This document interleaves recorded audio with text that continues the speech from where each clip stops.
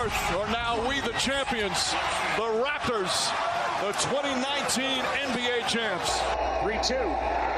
Here it is! The Washington Nationals are world champions for the first time in franchise history. Let the good times roll.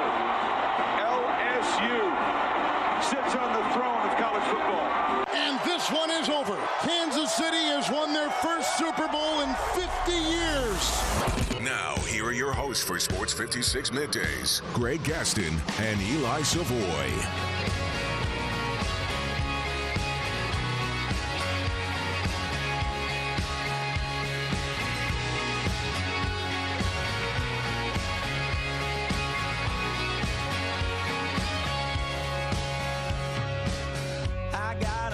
Land out in the countryside, lay back and smell the sun, warm up the Georgia pie. Feels so good to be taking it easy. Why would I ever leave? 'Cause I know I got some good friends that live. Good morning, everybody, and welcome into Sports 56 Middays, the Tuesday, August 11th, 2020 edition.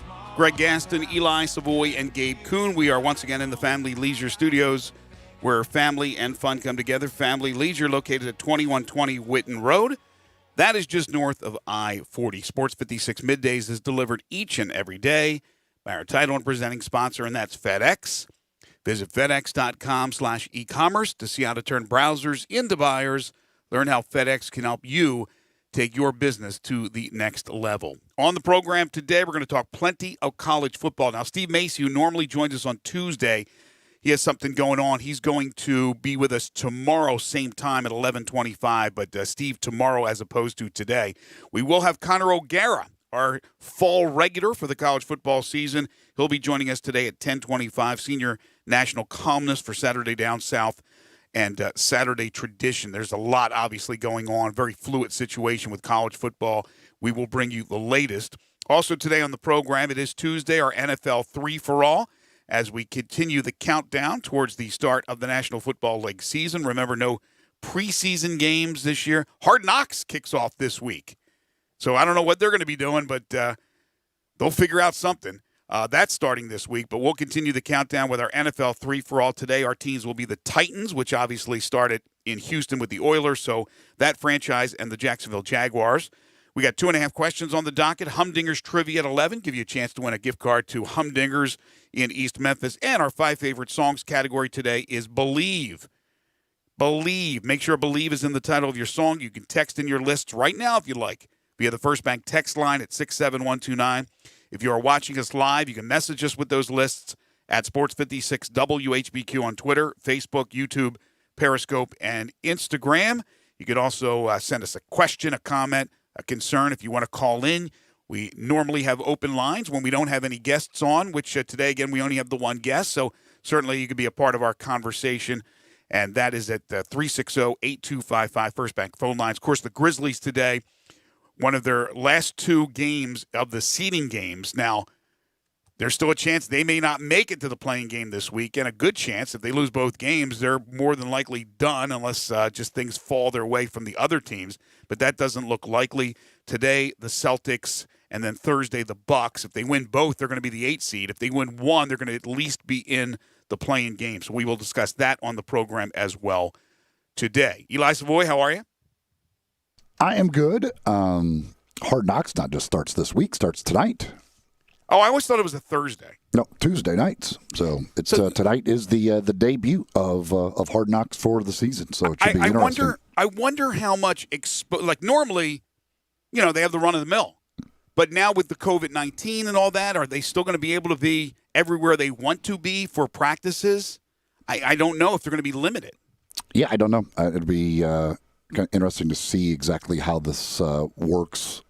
Certainly, maybe it's more remote cameras, less guys with cameras around players. I don't know. It'll be. I'm kind of intrigued to see exactly what this looks like, just to kind of see how they handle this first one with the reporting and everything else to camp, and testing and all of the other stuff that goes on, how they'll approach this whole deal. Well, it's also two teams. Yeah. They're taking a look at both the Rams and the Chargers, both being in Los Angeles. So that, I think, in a year when you probably need a little bit more stuff, you have two teams to choose from. I'm not sure if they're going to do 1 week the Chargers, then 1 week the Rams go back, or they're just going to mix. I would imagine they're going to mix and match, and I think by having the two teams will give them enough during a time that we live in now where I think there's going to be some limitations.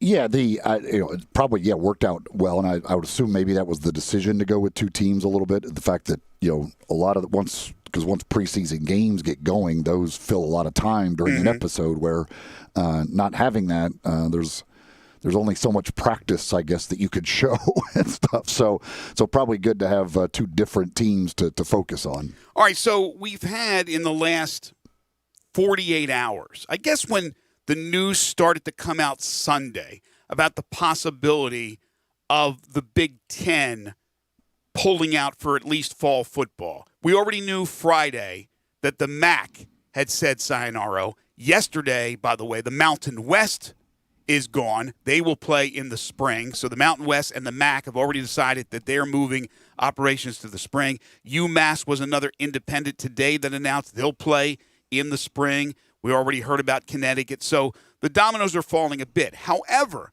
hold the phone, not quite yet that everything is going to go kaput for the fall. And therefore, the last 24 to 48 hours, we've had not only the players, we want to play, hashtag we want to play, but we have had vocal coaches, vocal ADs that have come out, most of them in favor of playing, saying that it is safer for the student athletes where they are with their team on campus than it is being at home. Nick Saban came out.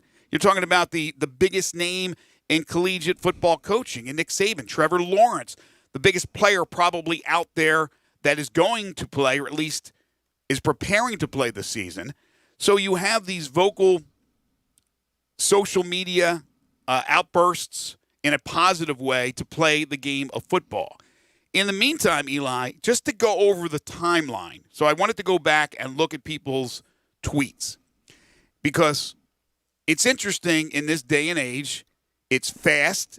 You want to be first and not necessarily accurate all the time. Sometimes I think journalists are going without multiple sources. I think journalism is shoddy for the most part. There are great journalists out there, don't get me wrong. But I think overall it's bad. The editors are gone in a lot of places. That's not good. That's why you see a lot of grammatical mistakes when you read things. But the timeline happened on Sunday. Again, Friday opened up everybody's eyes with the MAC. But you thought, well, okay, the MAC's gone. As long as the Power Five are there, there's going to be fall football. So the first thing I saw Sunday was Pat Forty. And he said sources, attempts to salvage the football season. This is direct quotes that I've written down. Thoughts to salvage, or attempts rather, to salvage the football season all but over. That was Sunday, and then everybody started to panic because then everybody followed suit. Oh, it doesn't look like we're going to have a football season. It's going to be a terrible week. Everybody. So then Monday hits, and then Dan Patrick, right when we were getting ready to go on yesterday, Dan Patrick on his show, the Big Ten, this is his quote, the Big Ten has voted 12-2 to cancel the season. Okay. So later Monday, the Detroit Free Press comes out with Chris Solari. The Big Ten cancels football season. This was yesterday afternoon. Then Ross Dellinger, as expected, the Big Ten pulls the plug, which to me sounds like he is piggybacking off of Solari's story from the Detroit Free Press and Dan Patrick's story. Maybe he had a different source or the same source. Again, you need multiple sources. Then Monday, later in the day, Nicole Auerbach comes back and says no vote took place. And that was confirmed by some other people. Then Monday night, last night, Pete Thamel comes out and says no announcement expected tonight. And that brings us to today, where reportedly a meeting is taking place in the Big Ten, and other meetings and other conferences around the country are expected to happen today or tomorrow. So there's how things can quickly just balloon. Not saying that ultimately this won't be the way they go, but we are not at that point yet. We are not at that point that if you believe everybody who said the vote has not taken place, including people within the conference themselves. So we went from it's over to right now we're waiting to hear what these people have to say. And that's why I have an issue sometimes with the way journalism is done in 2020. Well, I mean, but some of that can be semantics too. I mean, they may not have taken an official vote, but they know how everybody's voting, and it's 12-2 in favor of canceling it. So one source tells them, like, this is what the vote is, and somebody else say, no, we have not taken an official vote yet. So I mean, some of that could be semantics. It could be, but don't you want it official? You want it official. It's like if you're, if there was you found out I watched a movie yesterday about the war in Iraq in 2003, and I forget the title of the movie, but they got the information, and a journalist was given the information by somebody within the national, the NAS, and they leaked it out to the person. But they had concrete information on the council's vote to go to war. And, again, this is not as important, but it's still speculation if you don't have an official vote, if the official vote hasn't taken place, because votes can change. Votes can change. But again, it's the rush to get it out first. Again, they could be right. Mine's just a feeling. Mine's just a gut feeling that somebody's playing football in the fall. I could be completely wrong. Yesterday, Greg Sankey came out and said that they are going to be patient. And I criticized people yesterday on the show that why don't we have a decision? There's kids out there practicing. Well, they're not practicing in the SEC. They pushed back their their projected start to the end of September 26th. So they don't have players out there practicing, teams practicing. They can be a little bit more patient. But others, like the American, are out there practicing. And the American, Michael Resco, continues to say, and he was on with us last week, he was on with David Wolo, he's making the rounds, continues to say, we plan to have a football season. Yes, but let's be honest. We know that is dependent upon the rest of the power conference, or not the rest, but the power conferences. And then I don't see the American and Conference USA playing a fall season without any of the power conferences. But there's a good chance that the power conferences, a couple of them like the ACC, SEC, maybe the Big 12, do play in the fall. So it's still wide open, but again, there's supposed to be these meetings and supposedly these votes that are happening this week. But I love the patience of Greg Sankey to a certain extent because it doesn't affect his players that are on the field. I have an issue, though, in other conferences where players have already hit the field and you're sitting around waiting and waiting and waiting. But in the case of the American and the University of Memphis, they believe they're playing a season. So they're pushing forward. Yeah, I mean, that's all they can do at this point. They're being told that they're playing. So keep on preparing to do that until you get any other word. Otherwise, the Big Ten, some teams have kind of paused workouts. Others are still, I guess, doing it. I don't think they're in full practice. I don't think they're wearing pads and that stuff yet in the Big Ten. But you just wait and I'm sure for coaches it's frustrating to not know what's going to be, whether you're preparing for a season or not. So they would want some clarity of let me know what the heck I'm doing. Do we have a season starting in a month or whatever, or am I waiting till the spring, or what's going on with that? So it's a difficult situation for everybody involved. Obviously, players want to know what's going on with my college football career. Am I playing games soon or not? So there's a lot of issues with the delays and not knowing what's happening, but unfortunately, that's what the situation we're in with the global pandemic and trying to figure things out. And I certainly get it's no surprise that a lot of coaches and ADs come out and make the case of how playing is better and safer and all this. I mean, one, ADs look at athletic budgets and understand what football means to their athletic budget. Two, coaches look at their salaries and understand that if football is not played, that's going to hurt their salaries. So they have a really vested interest in football being played. It's not a surprise. Whether it's safer for kids to be on campus playing football, I certainly get the idea that being tested continuously, basically, every week, there certainly is a safety part to that they would not have just being at home or wherever. But there's also the going out for 3 hours on a Saturday and bumping into people continuously and sweating and breathing and everything else on somebody that they're probably not going to do at home, which seems a little bit more dangerous. Here's the hypocrisy, though, that I think is pretty evident. When you have, and Conor O'Gara just wrote about this, he tweeted about it, and he's going to be joining us at 10:25. Parents are dropping their children off now at schools, or kids are going on their own, whatever the case may be. But regular students, not student athletes, but the regular students now are heading to their respective universities. Some are still doing online classes only to start, maybe even the whole fall semester. I think we have that out in California. I may be wrong. But around here, kids are starting to head to school. I know a friend who's dropping off somebody at the University of Tennessee tomorrow.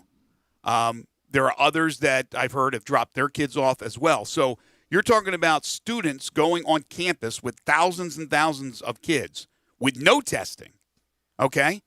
Is it that much safer because you're playing football? I know you're football, you're in close proximity and all that, but they are doing the testing all the time, right? They are wearing those, I don't know if they're face shields or whatever they're wearing to try to protect and keep the spread from going if you are testing positive. I don't know. I can't tell you. I'm not a medical expert, and I don't even know if the medical experts can tell you. It's a guess now. We haven't seen a game yet in football. There's been practices. Most haven't even put the pads on. So we don't know how bad it could get. It's only speculation. But the students on campus, they're not being tested. But they're there, right? They need the tuition. The university needs that tuition. But an athletic department also needs the finances that they gain from football. I'm not saying that they should only do this because of a financial motive, which is understandable to keep the athletic departments afloat. I'm just wondering as well, is it true what Nick Saban is saying or what other coaches are saying, that these guys, and I would guess women as well for the other sports that are being played in the fall, like women's soccer and things of that nature, are safer with their programs than either being at home or just a regular student on campus walking around from class to class? Well, to me, the idea of that, it is safer if you are assuming that by not playing football, whether they're at home or whatever, they're going to make poor decisions. No, forget about that for a second. I'm just talking about normal class to class. Just walk in the class, go in the class. Again, yes, I'm saying you can socially distance. Like, you don't have to be right in somebody's face. You can wear masks. You can do a lot of different things on a campus.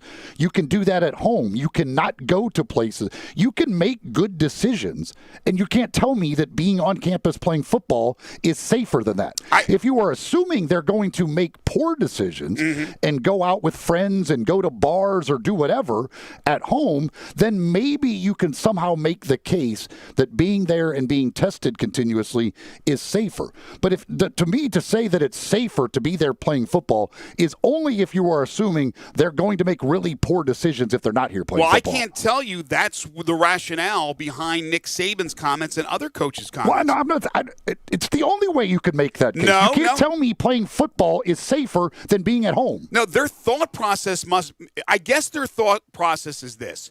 We have control of these guys. They're under our umbrella. They are wearing masks all the time and protecting themselves, and we are making sure that everything is clean and sanitized. When they get on the football field, yes, they're slamming into each other, but guess what?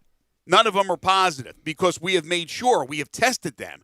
They have come up negative with the COVID-19 tests. We are making sure that they are not putting themselves in a position. 3 days before the game.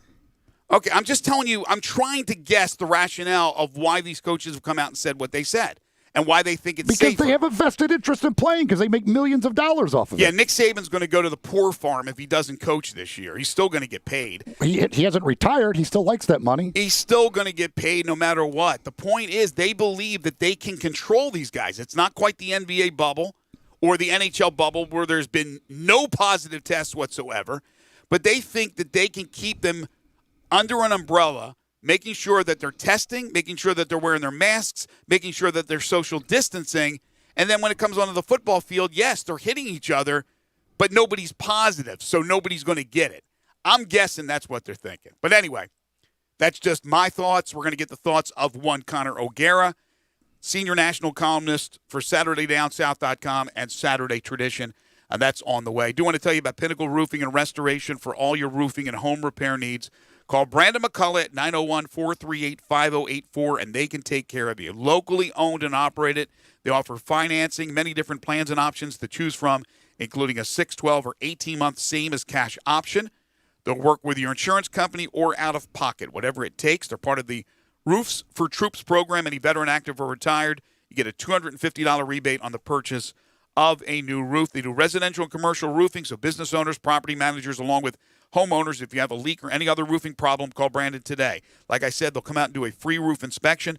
They are licensed, bonded, and insured, and a member of the Better Business Bureau. If you purchase a new roof, you get a 5-year labor warranty, and all their work is satisfaction guaranteed. They do carpentry work. Brandon is a certified shingle installer, so if you have shingles off the roof, they can go ahead and take care of that. If you need exterior painting done, if you need gutters replaced, or fencing put up, siding, rotten wood repair, they do it all. Your one-stop shop for all your home repair needs. Pinnacle Roofing and Restoration. Remember, your insurance company can't tell you what company you have to use. It is your choice. I say Pinnacle Roofing and Restoration is the way to go. Again, locally owned and operated, started from scratch by Brandon, a Bolton High School graduate, and he's prospering because of people like you. Call Brandon, tell him I sent you, 901-438-5084, or online at newroofmemphis.com. Just underway on a terrific Tuesday. Connor O'Gara's next. This is Sports 56 Middays. Sports Time on Sports 56 with Wallow and Stats. Weekday afternoons from 3 till 6. Right here on Sports 56, 96.1 and 87.7 FM. At Jason's Deli, you can stuff yourself full of great deli food that's healthy, fresh, and best of all, it's not expensive. Jason's Deli is all about choice. Whether you're looking for a gluten-free menu, vegetarian sandwiches, healthy kids' meals, or if you'd like to invent your sandwich via the build-your-own selections, Jason's Deli has you covered. And they only use fresh, wholesome ingredients. Choose from the club and specialty sandwiches, paninis, wraps, soups, salads, pastas, and much more. I love the cleanliness in the restaurant, the hospitality, and of course the cost. They have a huge salad bar and great soups, including Southwest chicken chili, fire-roasted tortilla, organic vegetable, tomato basil, and many, many more. And if you're planning an event, their catering department is fantastic and can handle any size party. Go check out Jason's Deli's 4 locations. On Ridgeway in the Park Place Center, that's my favorite, on Germantown Parkway in Cordova, at Poplar and Highland, and on Goodman Road in Olive Branch.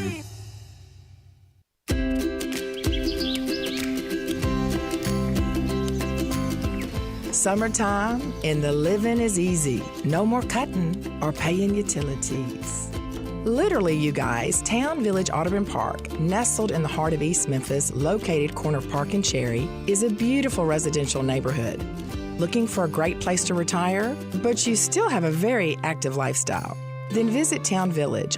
Only requirements that you're 55 plus.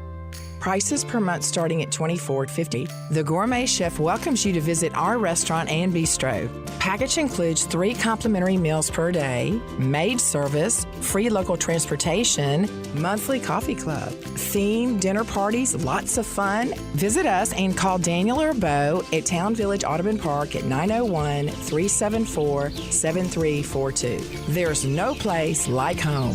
Town Village Audubon Park. Hi, I'm Greg Gaston for Window Genie. Window Genie is a trusted name in window cleaning, but they do so much more.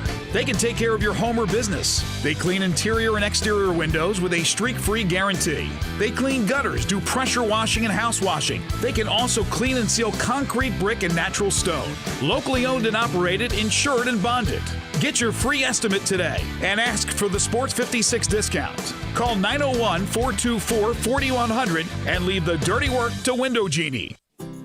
Is your wife asking you to stop eating junk food? Well, we have you covered at Humdinger's. It's quick and it's healthy, and most important, it tastes amazing. With many choices from salmon salad to rainbow trout and grilled asparagus. Come visit us for lunch at Humdinger's, 6300 Poplar Avenue. So good, Coach Penny eats with us weekly. Don't forget, Humdinger's offers full-service catering for weddings, social events, or your corporate lunches. You can call 901-260-8292 to find out more. Hey folks, it's Dominic Hoon, General Manager here at Sunrise on the Pike. I want to invite you to Sunrise Super Summer Sale going on right now. Deals are so hot, catch them before they're gone. Thinking about a new or used car, truck, and not sure where to go to get the most for your money? Come to Sunrise on the Pike. More than 500 Buicks and GMCs to choose from. The majority price at employee pricing. Bad credit, bankruptcy, slow pay, that is okay. Here at Sunrise, we specialize in secondary financing, cars below $10,000. If you got a job, you're approved at Sunrise, the home of the guaranteed credit approval. See us online at sunriseonthepike.com or in person at 1800 Coving Pike. Now, back to Sports 56 Middays presented by FedEx. Here once again are Greg Gaston and Eli Savoy. Let's do it. Well, she was an American girl, raised up in privacy. Welcome back, everybody. 10:27 is the time. We continue to talk college football. Now, he is a regular with us during the college football season, and hopefully, we got our fingers crossed, that will continue this year if there is a college football season. So this is kind of a preseason Connor O'Gara appearance, but Connor is always in midseason form. We always appreciate him joining us. Senior national columnist for Saturday Down South at Saturday Tradition, the Saturday Down South pod co-host as well. You can follow him on Twitter at CJ O'Gara. Connor O'Gara joining us now on Sports 56 Middays. How are you, my friend? Yeah, just a little bit busy these last few days. nothing too crazy going on. Just standard, dog days of summer type of stuff. How about you guys? Yeah, kind of the same. Nothing going on. Just trying to make it through, finding a category, a topic to talk about. Busy trying to get the Cubs back on the field since the Cardinals were trying to ruin everything. Goodness, tell me about it. It's been awful. Well, we got those issues with baseball, and who knows what will happen with football. If we'll have a season, we'll be talking about a bunch of positive tests. We certainly hope not. But I don't even know where to start. You just tweeted out something that I thought was interesting, so I mentioned it before we wrapped up our first segment and went to the break, was that you tweeted, "Herein lies the hypocrisy from universities. Regular students are back on campus because schools need that tuition money, plain and simple." What is your big message here, that if you're going to have the students, why not have the athletes? Well, yeah. I mean, I think that there's a bit of a double standard right now. University presidents are priding themselves on academia, and they are saying, look, we can't just push forward with this, even if we feel like we put all these protocols in place, because the money's too great, the financial impact is too great, when at the same time it's like, okay, but let's just look at the basic student body of a university right now. If that were the case, if that applied to everything, there would not be students back on campus. They would have told all these students, hey, stay home, take online classes. But the reality is these universities are worried about their enrollment, and they're worried about not getting those tuition checks if they all of a sudden are like, yeah, just stay home, we're going to do online classes for everyone.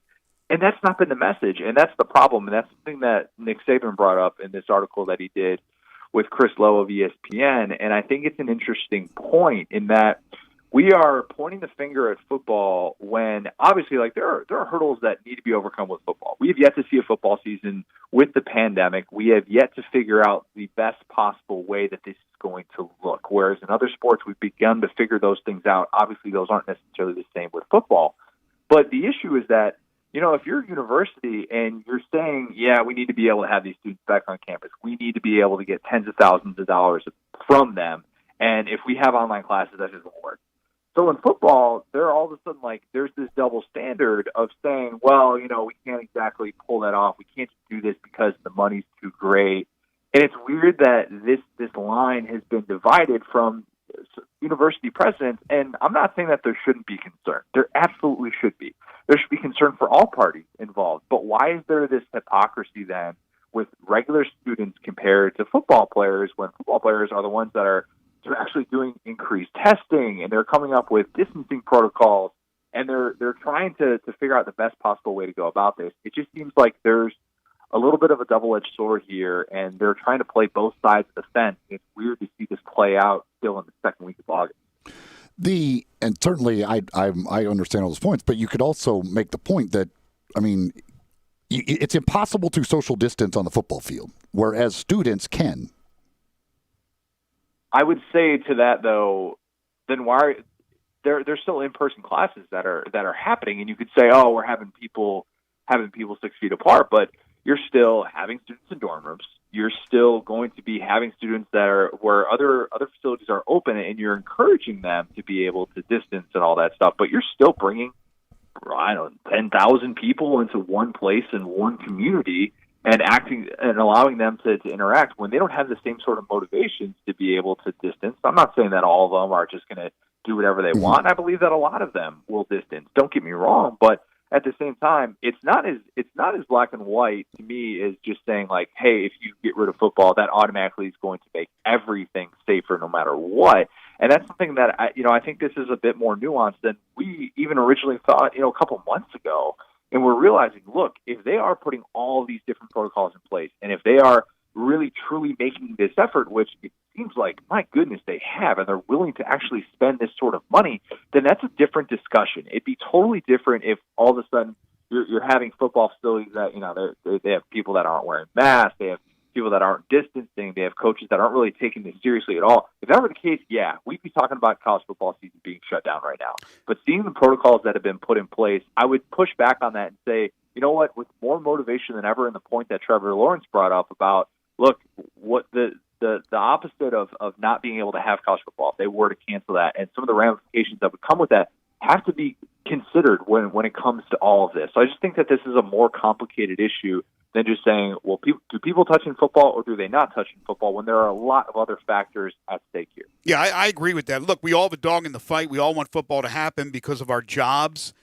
But I can tell you this. I would think, and Eli and myself had this discussion in our first segment, when Nick Saban comes out and says the things he did, and other coaches have come out and said the things similar to Nick, that they believe their players are safer within the program with the watchful eye of the coaches and things of that nature than they would be either at home or just in school as a regular student. I tend to believe them, and I'll tell you why. I said this again earlier.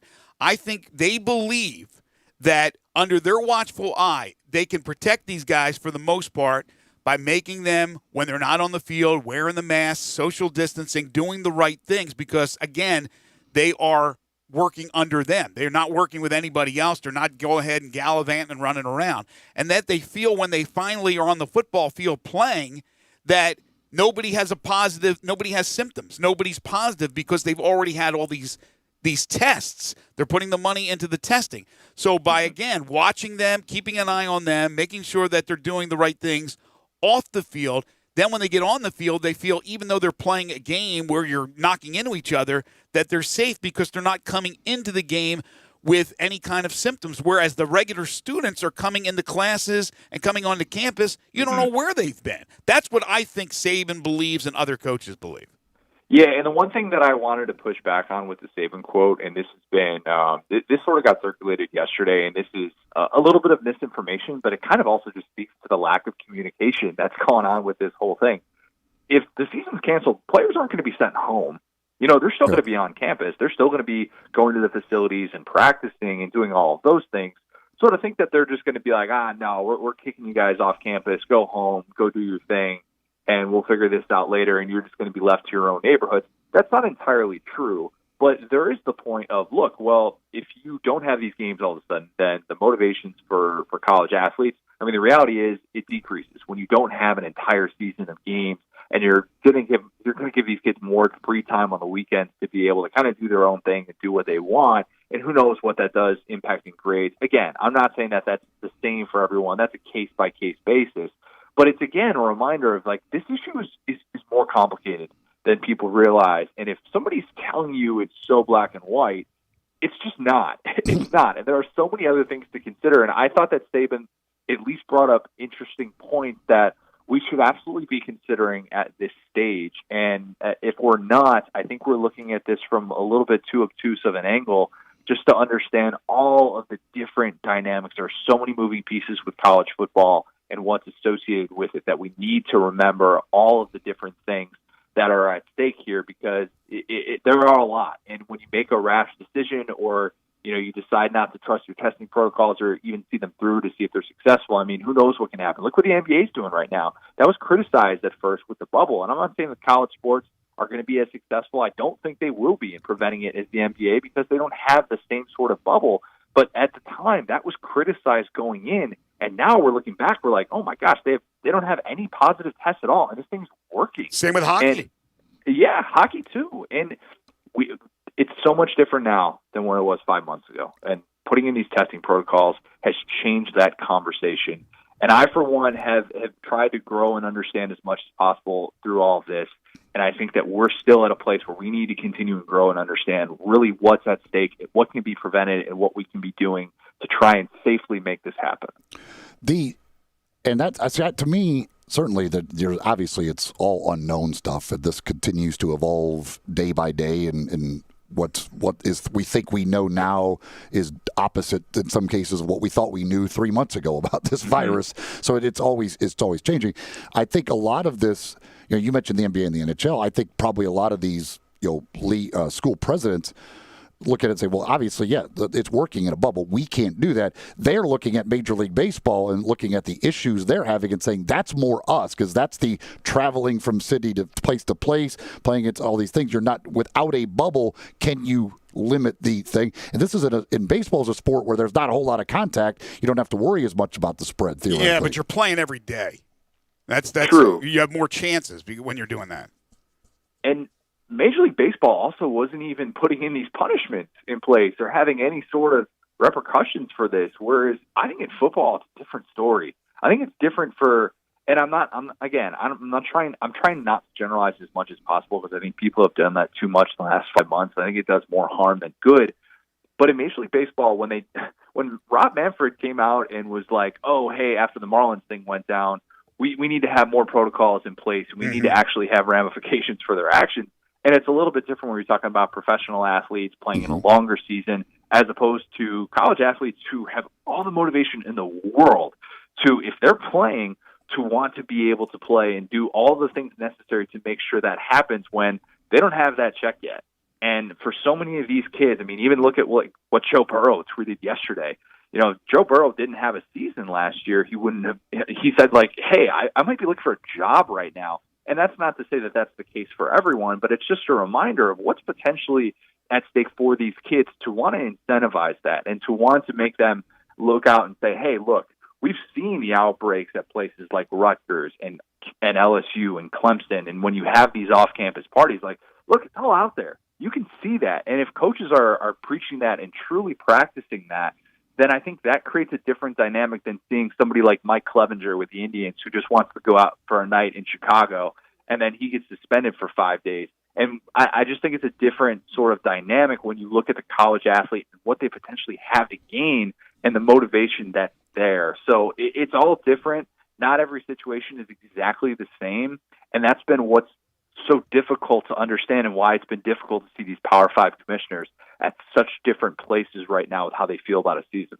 Do you think the individual, and I don't mean they're groups, but each conference has had some sort of player revolt, in the sense that they want their demands met? From the Pac-12, which is crazy with 50% of the revenue, to the American Conference, which I think they want 20%, to the Big Ten, where I don't even think the money was a major part of their demands. Do you think this plays into a decision to not have football this fall at all, because they're not ready to meet demands or even deal at a bargaining table with players? No, I mean, I think that what happened on Sunday night into Monday morning was an incredible thing to watch unfold, no matter what side of this stand on. It was unbelievable to see college football athletes who are going to be future millionaires. I mean, if there's no season, Trevor Lawrence is going to be a millionaire. Justin Fields is going to be a millionaire. Like, these guys don't have to play another down of college football, yet to see what happened and how quickly they got organized. When I'll be honest, I think everybody involved will look back on these last 5 months and say, yeah, I could have done this better. I think everybody has a certain amount of guilt with the way that they've approached things, the way they've talked about things, what's realistic, what's not. I think if the players could go back and do things differently, obviously they would have been more unified from a Power 5 standpoint and maybe put in some of these measures about 2 months ago, where instead of having it be a conference-by-conference thing where, as revolutionary as it was, see so many Pac-12 players stand up against and say, we're not playing unless these demands are met. At the same time, like Larry Scott brushed it off. He reportedly said it was a misguided PR stunt. Yep. And you know what? Somebody in his position, that seems like the type of thing that you would say if we're being 100% honest. But at the same time, I think Power 5 players all of a sudden realize, like, look, if we don't get all together, like these commissioners are meeting every single day, and they're going to decide our fate for us. Why don't we try and get out and just come up with a simple list of demands? And that's all they tried to do, was come up with those that list of 6 demands. And I don't even think demands is the right word, but points to say, here's what we think we should have for a college football season. Let's work together. And I do think that if we have a college football season, seeing that voice and seeing coaches rally behind it, seeing athletic directors rally behind it, I think that will have made an impact on the decision makers to see this much momentum. And I credit those kids for being willing to step up, recognizing the sense of urgency at the 11th hour, and do whatever they can to try and make a season happen. I don't know if that's going to be effective and it's going to be the thing that allows us to have a season, but I applaud the effort and think it was very significant in that regard, and I think it could have set the blueprint in the future for future players to want to be able to come up with a clear list of demands to say this is what we need to work towards. I do wonder, too, like, what's the minimum number of teams that have to play in the fall for, like, the college football playoff to still have a playoff? Like, what is there a number? Like, how do they decide, like, okay, yeah, this is enough for us to decide a champion? I mean, that's a great question because there's TV contracts at stake here, and is it a true national champion if you have, like, the Big Ten and the Pac-12 opt out of a season? I'd argue probably not, but at the same time, that if it was just those 3 Power 5 conferences, that they would each one of them, the conference champ would then claim a national championship because that's the way college football works. Yeah. I'd be here for that. That's fine, whatever. If that's the biggest problem that we have a few months from now, so be it. But I do think that they're going to have to look long and hard about this and try and figure out what exactly makes sense to have, because if you're just having one conference competing, like Greg Sankey didn't exactly rule out the idea of having just the SEC play football if all the 4 other Power 5 conferences cancel. He said that this morning on the Dan Patrick Show. He said that's not ideal. That's not exactly what we're looking to do, but basically nothing is impossible at this point given what we've seen unfold the last few months. At that point, I would think, no, the college football playoff can't happen. No. But he did say he didn't see the SEC being on an island by itself. So I think if you all of a sudden have the other 4 Power 5s duck out for the fall, I think they would go along with them. But I think right now they are in the best position because of where they move their games to, and they can sit and they can wait a little bit more. I know we're just about out of time, and I still got 1,000 different questions. But real quick, do you believe, and I don't believe it can happen, but do you believe, let's say the Big Ten decides that they are going to punt in the fall, and Nebraska's Scott Frost, their head coach, has been very adamant that they're going to play. There's no way a conference can take a team in for a year, unlike Notre Dame, which was an independent and went to the ACC for this year. That's probably impossible, correct? I think it's impossible, and that was one of the things my brother, Ryan O'Gara, who writes columns for us on our Big Ten site, Saturday Tradition, as well, that's one of the things that he wrote about. But at the same time, like, I get why Scott Frost is saying this, because if all of a sudden you're told you don't have a season and these other Power 5 conferences are going to play, you're in jeopardy of losing a significant portion of your current roster, of your future recruiting class, and how difficult that could be. So I totally get why he's coming out and saying, hey, look, we need to try and find other ways to play football. But there's TV deals that come with that, rights deals, and all these different things. Yeah, I think that is slim to none to be able to happen. That's why they have these conferences in the first place and these contracts. But just goes to show you, this is a mess. This is an absolute mess, and there are many, many layers and things that we still need to figure out. Yeah, people aren't only looking outside the box, man. They're ripping right through the box. They're tearing it to shreds. There would be so many legal things there that there's no way even if they wanted to do it, they would never be able to get it decided legally in time to actually do it. No, it's impossible because of their connections with the conference. And again, Notre Dame, it was made easy because they were an independent. The ACC said, yeah, we're going to bring you in for the season. Plus, you already play a bunch of our teams anyway, so it makes a lot of sense. But look, there's a lot of questions that still have to be answered, and it's happening by the minute, not by the hour, but by the minute. One guy you want to certainly keep up to date with all the football news is Connor O'Gara, senior national columnist for Saturday Down South and Saturday Tradition. You can follow him on Twitter at CJ O'Gara. Again, hopefully you'll hear him each week during the fall football season. If not, it'll be the spring football season. But Connor, as always, thank you so much. Stay well. We'll talk to you soon. Sounds good. Appreciate it, guys. Take care. And didn't even talk to him about the liability thing. Interesting little tweet from Danny Cannell, who has been it seems like everybody's ganging up on poor Danny Cannell, but he said, what about the liability for the regular student on campus? Because all we talk about is the liability, that's a major issue with the student athlete. What happens, God forbid, not just contracting the virus, because most people recover, but how about if the one athlete does not? And then, God forbid, had to go on a respirator and then died. What about the liability? We've talked about these waivers being signed and then unsigned. And here's the thing. What about the students? What about the regular students? They're not signing any liability waiver. What happens? Will they be suing if something happens on campus and the same thing happens? So that's something that certainly has to make you worry every single night right now if you're a president of a university, a chancellor of a university, thinking about things like that. I don't know. I certainly don't know all the legal stuff of it by any means, but like we have seen, I mean, if a regular student, something, they get ill from something on campus and die, certainly that is different from a guy dying during a football workout or something like that. Yeah, I would think so. That's what we freak out if a football player right now dies during a workout. But we don't go crazy if a student may contract something on campus and die from it. No, but it's a whole different world here with COVID-19 because again, the argument would be I could tell you what an attorney would say, that they should not have had classes. They should not have done that. Everything should have been online. Why did they do that? They put the student in jeopardy.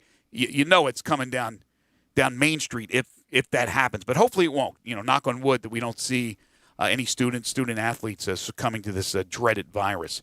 Town Village Audubon Park, 950 Cherry Road, just off Park Avenue. It's in East Memphis, and it's senior living in today's world, offering more options to fit your needs more than ever before, dedicated to the long-term satisfaction and the quality of life for their residents. All they ask is that you're 55 or over, so something that maybe you're thinking about for your future, down the road, the golden years, something for a loved one, a parent, a grandparent. You can call them for more information at 901-537-0002 or just go online and find out more about their amenities, townvillageaudubonpark.com. Independent living. They have short-term and respite stay that's available, monthly options, great event schedule with activities galore, amazing food, everything you need to continue to enjoy life to its fullest. It's Town Village Audubon Park in the heart of East Memphis at 950 Cherry Road, just off Park Avenue. 901-537-0002 or online at townvillageaudubonpark.com. Got some NBA news that's pretty interesting when we return. This is Middays on Real Sports Talk, Sports 56, 96.1, and 87.7. Take Sports 56 with you on your phone or tablet. Download our official Sports 56 app today. For over 8 decades, America's farmers have counted on the Little Red Tractor from Case IH, the Farmall, to help them make short work of their demanding chores. Well, Mid-South Ag can show you they aren't just for farms anymore. With horsepower ranging from 30 to 105, plus an army of attachments, they can tackle every chore on your to-do list, from hauling and mowing to loading and towing and then some. Stop by Mid-South Ag Equipment or call 662-890-3141 to find a Case IH Farmall that's right for you. Brian Elder's Roofing Solutions. Chris Price here for Brian Elder Roofing. The storms we've had over the past several months have been devastating to our communities. The rainy season is ahead. You may have not even noticed the dripping in your attic, water stains throughout your home, or even worse, mold and mildew. Please call Brian Elder Roofing and we will send out our project managers to assess any damage. We will not try to sell you a roof if all you need is a repair. We will measure your roof from outer space. 0% for 60 months, even no payments till 2022 are available with approved credit. If you've noticed missing shingles, water stains, leaks in your roof, call us before you call your insurance company at 867-0303. That's 867-0303, and we will provide a free, thorough inspection of your roof's condition. Call 867-0303. Brian Elders Roofing Solutions. At Fisher Investments, we do things differently, and other money managers don't understand why. Because our way works great for us. But it may not work for your clients. That's why Fisher Investments is a fiduciary, obligated to put clients first. It's the highest standard for a financial advisor. So, what do you provide? Cookie-cutter portfolios like the rest of us? No cookie-cutter portfolios here. Fisher Investments tailors portfolios to meet each client's goals and needs. But you do sell investments that earn you high commissions, right? And make commissions when you make trades for your clients?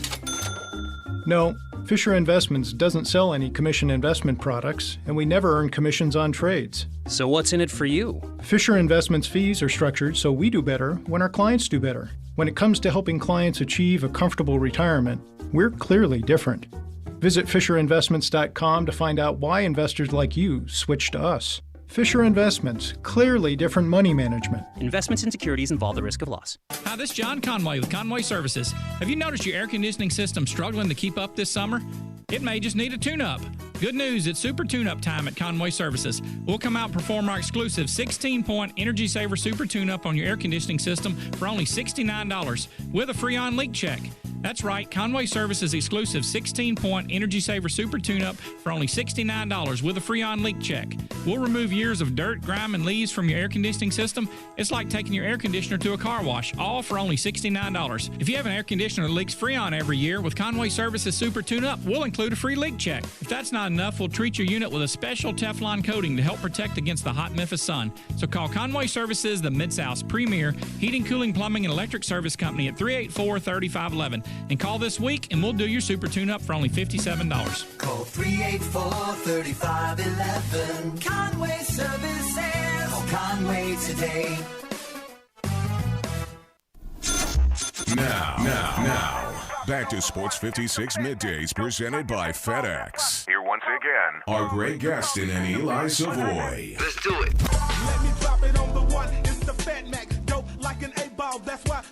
According to Adrian Wojnarowski, the New York Knicks have hired Kentucky associate head coach Kenny Payne as an assistant coach on Tom Thibodeau's staff. First formal addition announced to Thibodeau's staff. Of course, Payne working under John Calipari. Worldwide West is now part of the New York Knicks hierarchy with Leon Rose. Interesting, that little connection there. Kenny Payne off to the New York Knickerbockers. Speaking of coaches, Penny Hardaway still hasn't announced his new assistant coach with the departure of Mike Miller, but I would assume that'll be coming up probably in the next couple of weeks, I would think, as we're getting closer to September. Yeah, apparently Kenny Payne and Worldwide West are like best friends. Like that's like Kenny Payne is the guy he's like closest to in the whole world of college basketball. So that's not a real surprise. And Kentucky wasting no time, John Calipari wasting no time. He goes and gets his former assistant at UMass, the guy who replaced him at UMass, Bruiser Flint, to replace Kenny Payne on his staff. Yeah, Cal's got his little group of guys that he'll go to. They'll get jobs. They'll come back. Kind of what Krzyzewski does with his inner circle at Duke. It's called guys you can trust. Guys you can trust. It's guys you can trust with the secrets. Tony Barbie on that staff, John Robick on that staff. You got to know that you can trust the guy with the secrets. The Grizzlies today and the Celtics at 4 o'clock. The Grizzlies have a half-game lead on Portland, a game lead on San Antonio, and a game lead on Phoenix with 2 to play inside the bubble. And then it's the play-in this weekend if they make it, and then on to the postseason, the playoffs. Yesterday, the Suns moved to 6-0. They thrashed Oklahoma City 128-101. They rest a bunch of players, but the Suns right now are playing as well as anybody. Weird deal with DeAndre Ayton. He has a coronavirus test in the morning. You would think that would take him out of the game. He missed the first quarter and then comes in and plays. So they got the results back that quickly.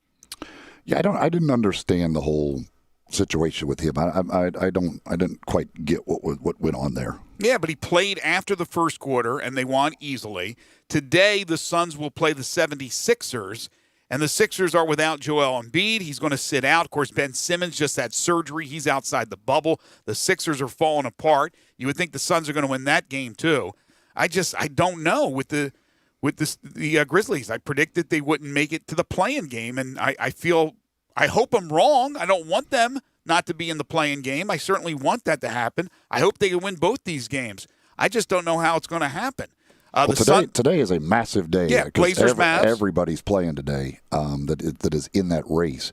They did get help yesterday with Dallas pulling maybe the most improbable comeback in history, down 22 without Doncic and without Porzingis, and somehow still found a way to come back and beat Utah. And that keeps Dallas alive in the race for 5 and 6. Mm-hmm. So they still have something to play for. If they had lost that game, they were firmly in the 7th spot. So that at least gives them hope and may give them reason to play guys. And I do believe I believe Doncic and Porzingis are both supposed to play today against Portland. Yeah, Blazers, Mavs, as I mentioned, Suns and Sixers.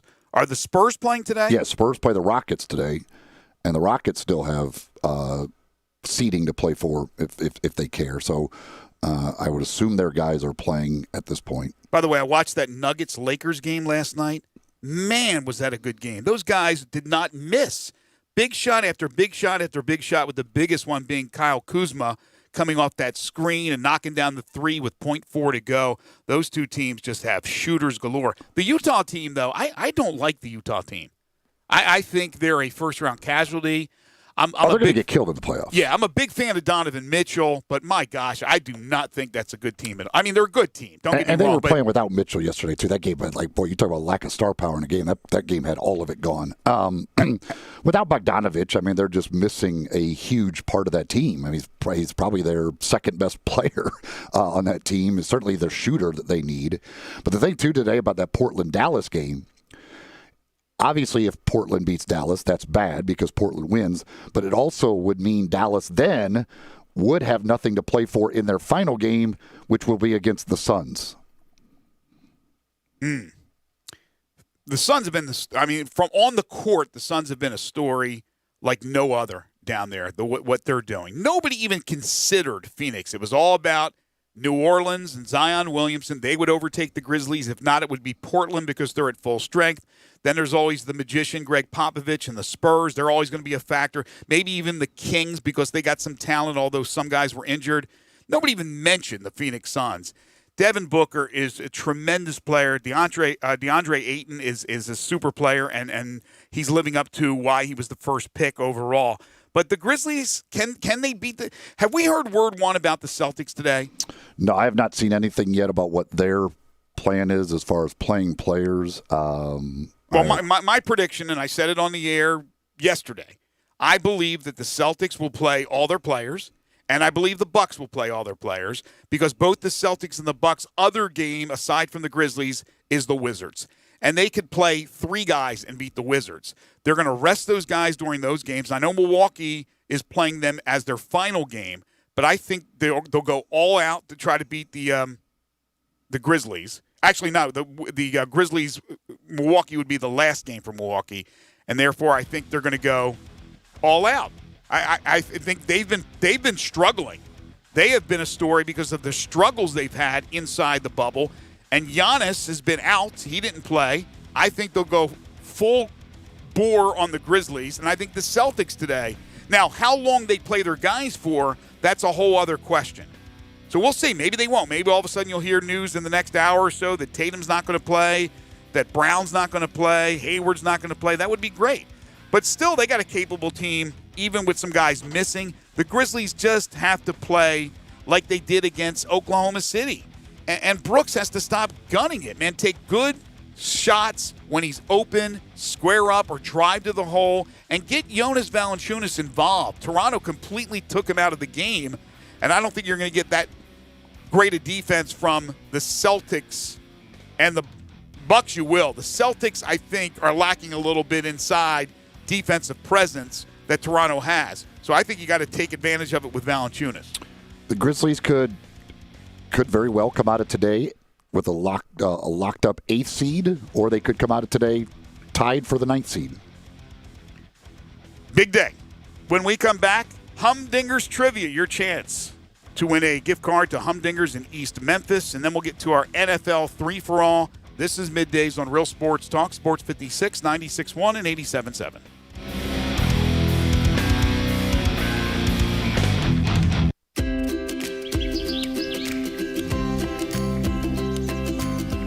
Summertime and the living is easy. No more cutting or paying utilities. Literally, you guys, Town Village Audubon Park, nestled in the heart of East Memphis, located corner of Park and Cherry, is a beautiful residential neighborhood. Looking for a great place to retire, but you still have a very active lifestyle? Then visit Town Village. Only requirements that you're 55 plus. Prices per month starting at $24.50. The Gourmet Chef welcomes you to visit our restaurant and bistro. Package includes 3 complimentary meals per day, maid service, free local transportation, monthly coffee club, themed dinner parties, lots of fun. Visit us and call Daniel or Bo at Town Village Audubon Park at 901-374-7342. There's no place like home. Town Village Audubon Park.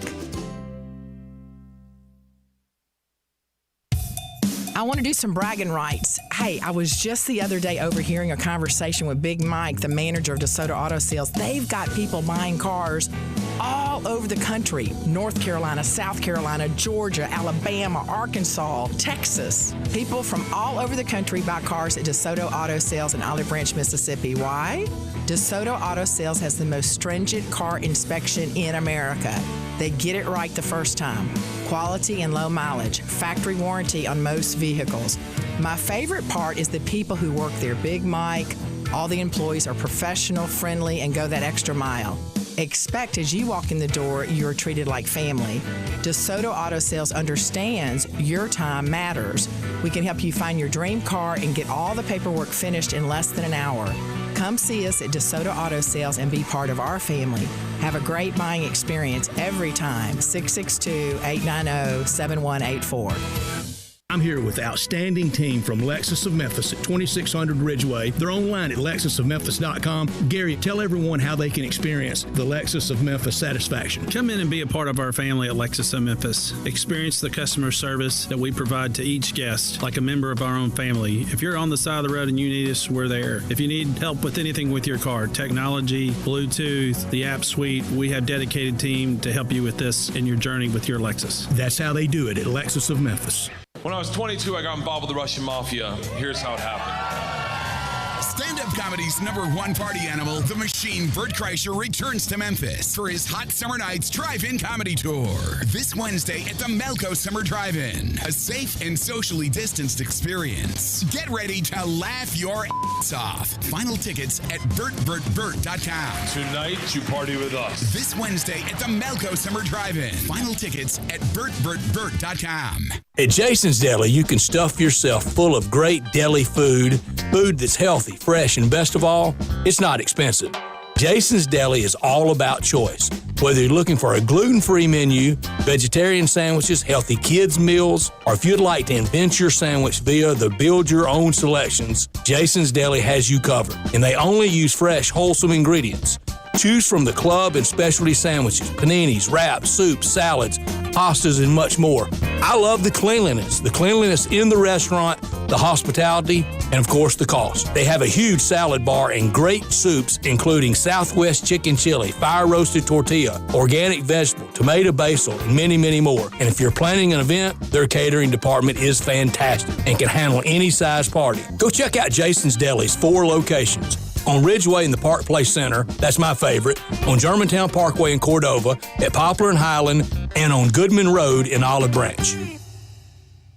We are Sports 56 WHBQ Memphis, WIVG-FM Tunica Memphis, and WPG-FLP Memphis, Flynn Broadcasting Stations. Now, back to Sports 56 Middays delivered by FedEx. This hour is brought to you by the Window Genie. Here once again are Greg Gaston and Eli Savoy.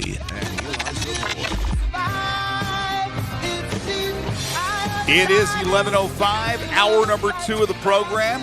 The Tuesday, August 11th, 2020 edition of Sports 56 Middays. Greg Gaston, Eli Savoy, Gabe Kuhn. We are in the Family Leisure Studios where family and fun come together. Family Leisure, 2120 Whitten Road. That is just north of I-40. Sports 56 Middays delivered each and every day by our title and presenting sponsor. That's FedEx. Streamline your e-commerce business so you can focus on growing sales and strengthening customer relationships. Learn more at FedEx.com/e-commerce. And again, thank you to FedEx and everything they're doing in this battle against COVID-19. They are on the front lines. They're delivering the test kits, the medical supplies where they are needed. We thank them for being a part of our show each and every day. Second hour of the program brought to you by the Window Genie, a trusted name in window cleaning, but so much more. Call Kate Robertson today at 901-424-4100. They do interior and exterior windows with the streak-free guarantee. But again, as I said, so much more, and we'll talk more about them later in the hour. But call her at 901-424-4100. Again, ask for the Sports 56 discount. Got a text on the First Bank text line. 67129 is the First Bank text line. Brooks is going to get up 30 shots today. Well, He might. Not sure if he'll get that many after his 26-shot performance the other day, but he might. He just might get that many. Hopefully he doesn't. Well, if he makes 20 of them, I'll be happy with that. Let's come on. Well, if he makes 30 of them, I'll be happy. A kid can dream, right? Come on. Yeah, to make it somewhat realistic, a little bit realistic anyway. Time for our Humdingers Trivia. It's an opportunity for you to win a $25 gift certificate to Humdingers Restaurant over at Poplar and Massey. Online at humdingersrestaurant.com where you can check out their entire menu. Of course, it's Tuesday. That means Taco Tuesday. That means they're delicious chicken and fish tacos are just $2 each all day long today at Humdingers. But if you don't want the tacos, plenty of other great options for you to choose from, and all very inexpensive as well. A lot of great healthy items on the menu, from the grilled fish choices that they've got to the salads. Great sandwiches. They've got the mentioned the tacos to choose from. Chicken, whether it be grilled chicken or you can get crispy chicken tenders.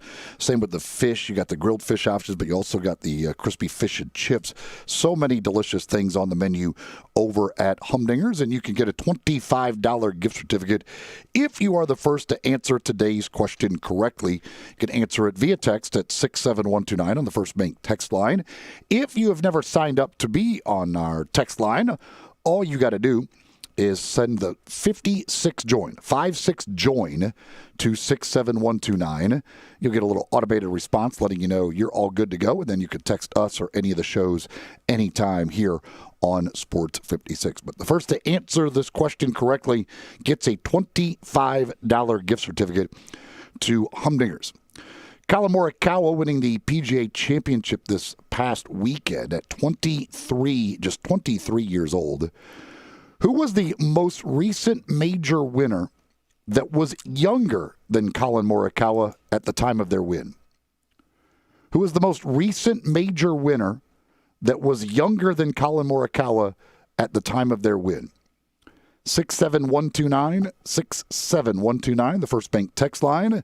First one to get that question correct will get the $25 gift certificate to Humdingers. All right, we'll have our NFL free-for-all in just a few moments. There was a couple of things that I still wanted to get to in our college football discussion, and I'm sure there'll be other things later on in the hour. But the one thing I wanted to bring up that we talked about yesterday was the health report, and I think it was the Big Ten, talked about the heart conditions with some of the players contracting COVID-19 or something to that sort. So I talked to my wife last night, who is in the medical field, and she said, Greg, you got to understand, that can happen with a lot of different viral infections. So I just saw a story here on Twitter, and which said the same exact thing. They talked about the story on ESPN, the rare heart condition that could be linked with the coronavirus. So it's fueling the concern among the Power 5 conferences. Well, inside the story, if you read the fine print, the condition is usually caused by a viral infection, including those that cause the common cold, H1N1, influenza, or mononucleosis. So this is not a rare occurrence. It is something that is common with viral, again, not common because it's heart conditions, but it happens because of a viral infection, not just because of the COVID-19 viral infection. So I want to make sure we clarify that. And, talking to my wife, who is a medical expert, I got that information because I said, listen, that's a big problem right now. She said, Greg, that happens a lot because of the viral infection, not just because of COVID-19. But it's also I think the fear of this is that COVID is so much more contagious. I mean, it spreads a lot quicker than these other things. Yes, I guess. But again, it's a low percentage of those affected by that particular viral infection with their hearts. It's not like everybody who gets it all of a sudden is going to have a heart issue. The other thing was that, and this is all about playing, the ACC yesterday said absolutely, with quotations around the word, intends to play this season. So you have the SEC and Greg Sankey being very patient. They're going to wait it out. They have time. The ACC coming back with absolutely playing. We had all the Big Ten stories that I went over with everybody in hour number one about the timeline, which, again, we haven't heard anything concrete yet, but we're waiting. The odds are still that they're going to decide to cancel or postpone until the spring. But again, maybe the players coming out the way they've done has changed the minds of people. Who knows? They're supposedly meeting today. Pac-12 supposedly meeting today. But we do know the Mountain West has decided that they are moving on. So that's 2 of the group of 5 conferences. And you have to think that there's a couple of reasons behind that. Number one, obviously the safety concerns. I wonder, like the MAC, if the Mountain West is having issues with the finances of how they're going to pay for all those tests, combined with maybe the thought in the spring, knock on wood, things are better. We have fans at the games, and we get that revenue back, although it could be just as bad or worse in the spring. So I'm trying to get into the mind, the psyche of these conferences and their decisions. But that's what we know right now. The Mountain West is definitely moving to the spring. We know, actually, they said they're going to consider the spring. They didn't because even say there may definitely. not be anything different in the spring. I mean, it might be the same situation. Right. Same deal with the MAC. And then, of course, you got the individual schools that have already bailed out, like UConn, and now UMass is the latest for that. Okay. You talk about the ACC, and I saw somebody. I guess they're the main doctor that they are kind of going to and listening to on this. Dr. Feelgood is a doctor from Duke. And he is saying basically that it's okay to play. I mean, that's the thing here is like these conferences are getting different things from the doctors that they are using to give them their advice. Right. So that they're listening to them, but the doctors, because again, there's so much unknown here. Doctors are going to give you different opinions on this, on whether it's how safe it is to play. And the ACC and the SEC are getting different advice or whatever, recommendations from doctors than what the Big Ten is getting or others. So, and I'm not going to say it has anything to do with part of the country because I would be a mook for saying such things. I'm stunned that the Mountain West was the next conference to cancel, but I'm just a mook. Don't even infer, you mook. Time now for our NFL 3-for-all Maestro, please. We continue the countdown to the NFL season, and I will bet you, I shouldn't say this, that we will have an NFL season. It will start on time. I can't guarantee you it'll be a full season, but I think we will see games starting on September 10th, and Hard Knocks begins tonight. So we're counting down teams every Tuesday and Thursday. We do 2 each day, so twice a week. Today, the Tennessee Titans / Houston Oilers and the Jacksonville Jaguars. And again, if you want to participate, you can via the First Bank text line at 67129. We're giving you who we believe are the 3 most important players in each of these franchises' history. could be their best players, but it doesn't necessarily have to be their most productive players stat-wise. There's a lot that goes into it. We use our own criteria. Let's begin, and I will start today. And I'm going to start with the Titans/Oilers.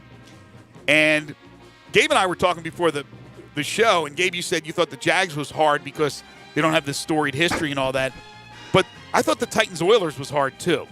It was tough. I think both were tough. Titans-Oilers was hard because there were extra choices. The Jags were hard to find 3 guys. That's exactly right. For different reasons why it ended up being tough.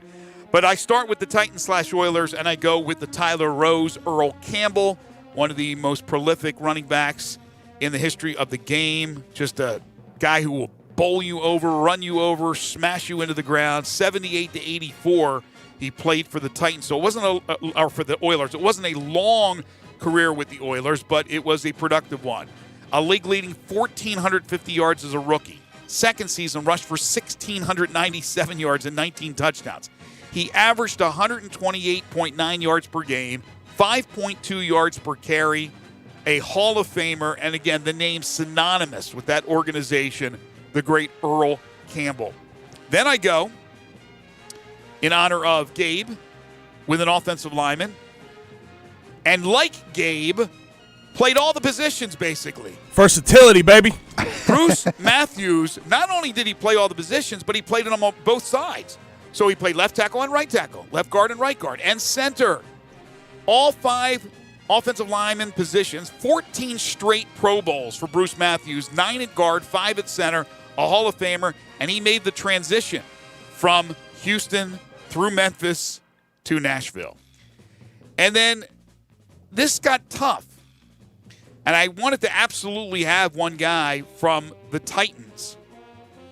I thought about Elvin Bethea from the Oilers and a couple of others, but it came down to Steve McNair or Eddie George. And I went with Air McNair. He led the Titans to the playoffs 4 times, was a yard away from a Super Bowl ring, played 10 years, 156 touchdown passes, 3 Pro Bowls. He shared a league MVP award with Peyton Manning and was named the 93 Walter Payton NFL Man of the Year. Of course, tragically murdered in 2009 in a murder-suicide orchestrated by his girlfriend. But I went the route of Air McNair, Campbell, Matthews, McNair, my 3. Eli? I agree with Earl Campbell. Just one of the you talk about like running backs, you put together highlight reels. It's unbelievable to watch the way he ran. He was just one of the toughest runners in history. Unfortunately, a lot of that is what led to his health problems, and it's just sad to see him now. But league MVP, 3-time first-team All-Pro, led the league in rushing 3 straight years. Kind of when I think back to my childhood of the Houston Oilers, like I just have the image of Earl Campbell running people over. Yep. I also have Steve McNair on my list, MVP in 2003. It's funny that he was the league MVP in 2003, but he was only second-team All-Pro that year. Led the team to the only Super Bowl appearance, came within a yard of leading them to the win in that, and to me, he was the heart and soul of the Titans teams when they were having the success and went to that Super Bowl. My third, I went back to the Houston days as well, but I did not go. I went to another quarterback, and I went Warren Moon. 9 Pro Bowls, led the league in passing yards twice, touchdowns once, after turning in a great CFL career. Didn't get to the NFL until he was 28 years old. But to me, I look at, he was one of the guys that kind of opened that door for the African-American quarterbacks in the NFL and showed, first of all, not only was he one of the first ones to really have success, but also didn't have to be this dual threat quarterback. Like you could be an African-American pocket passing quarterback, and he could sling it. First black quarterback in the Hall of Fame. Another guy that when I think back to the old Oilers, like to me it's Warren Moon and Earl Campbell in my head. Came from the Canadian Football League. Great choice. No question Warren Moon was one that I considered. Gabe, your 3? I have to start with Bruce Matthews. Again, played every position, left tackle to right tackle. Hall of Famer, second most starts of all time with 293. I think that's 5 or 6 behind Brett Favre. Again, second. 14 Pro Bowls. They were the last 14 years of his career. And I think he's the most versatile lineman I can think of that has ever played in the NFL, truth be told. I can't think of anybody else who did what he did on a football field as far as playing every single position left and right on the offensive line at a high level. But then it became tough for me because I look at it. Obviously, Earl Campbell I have to have on here, Hall of Fame, 3 Offensive Players of the Year, MVP, and just the raw power. How angry he ran, again, definitely contributed to how he is today, and that's tough to watch. But I sort of thought about it. The Titans and the Oilers, they sort of have this history of big power backs. And so I think of Derrick Henry now. I think of Earl Campbell. And then my third, I went Eddie George. I thought he was, in all honesty, underrated in his career. 7 of his 9 years had 1,000 yards. He was an All-Pro once, 4-time Pro Bowler. But one thing I remember him for, he was so massive. He was one of the biggest backs. I think of him and Brandon Jacobs as those 6'3", 230-pound guys that just hit like linebackers. So I went Eddie George here. Definitely thought of Steve McNair and Warren Moon as well, but I think when I think of the Titans or the Oilers, I think of big power backs, sort of leading the charge on offense. Well done. I don't think you can go wrong with any of the picks that we had. So that was quite interesting, but it goes back to what we said before we started, that there was a lot more quality and a lot more possibilities with the Titans/Oilers than there was with the Jaguars. Thus, Eli Savoy, your 3 Jags. Well, to me, the one guy that I think, in my opinion, has to be on your Jaguars list is Mark Brunell, who was the quarterback during the glory days, which was right when they started.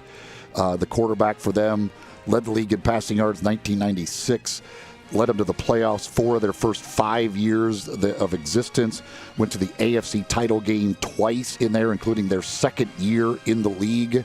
To me, Mark Brunell, the lefty, I absolutely had to include him. After that, it got really difficult. There were some choices to be made after that. I went with Tony Baselli. Injuries cut the career short, and that's what held him out of the Hall of Fame. But he was just a dominant offensive tackle. 5 Pro Bowls in his short career, 3 times first-team All-Pro, 1990s All-Decade team, an important part of the offensive line during those early days of the Jaguars protecting Mark Brunell. Friend of the show. Yes, I always love having him on at the Super Bowl as well. And then the third one, I went Jimmy Smith. He had some off-the-field issues, which has caused some people, I think, to underrate what the career he put together was. But he led the team in receiving for 10 straight years. Went to 5 Pro Bowls, holds basically every Jaguars receiving record there is. He had been cut by the Cowboys, cut by the Eagles, caught on with the Jaguars, and put together really good career. Has more receiving yards in his career than Michael Irvin does, who's in the Hall of Fame, and nobody even thinks about Jimmy Smith in that category.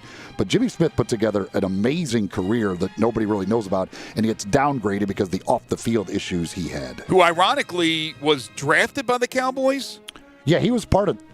He was technically part of. He has 2 Super Bowl rings from the Cowboys. He played his rookie year, didn't play very much, and then the next year he was hurt.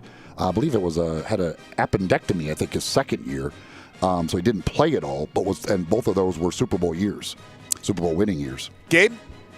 I agree on 2 of the 3. I leave out Mark Brunell. Oh my goodness! I do not. I mean, I'm sorry. I don't look at the Jags and think Mark Brunell. I'm just going to go ahead and put that out there. Tony Baselli, I definitely put on. I do think of him when I think of Jags, although it was a short-lived career.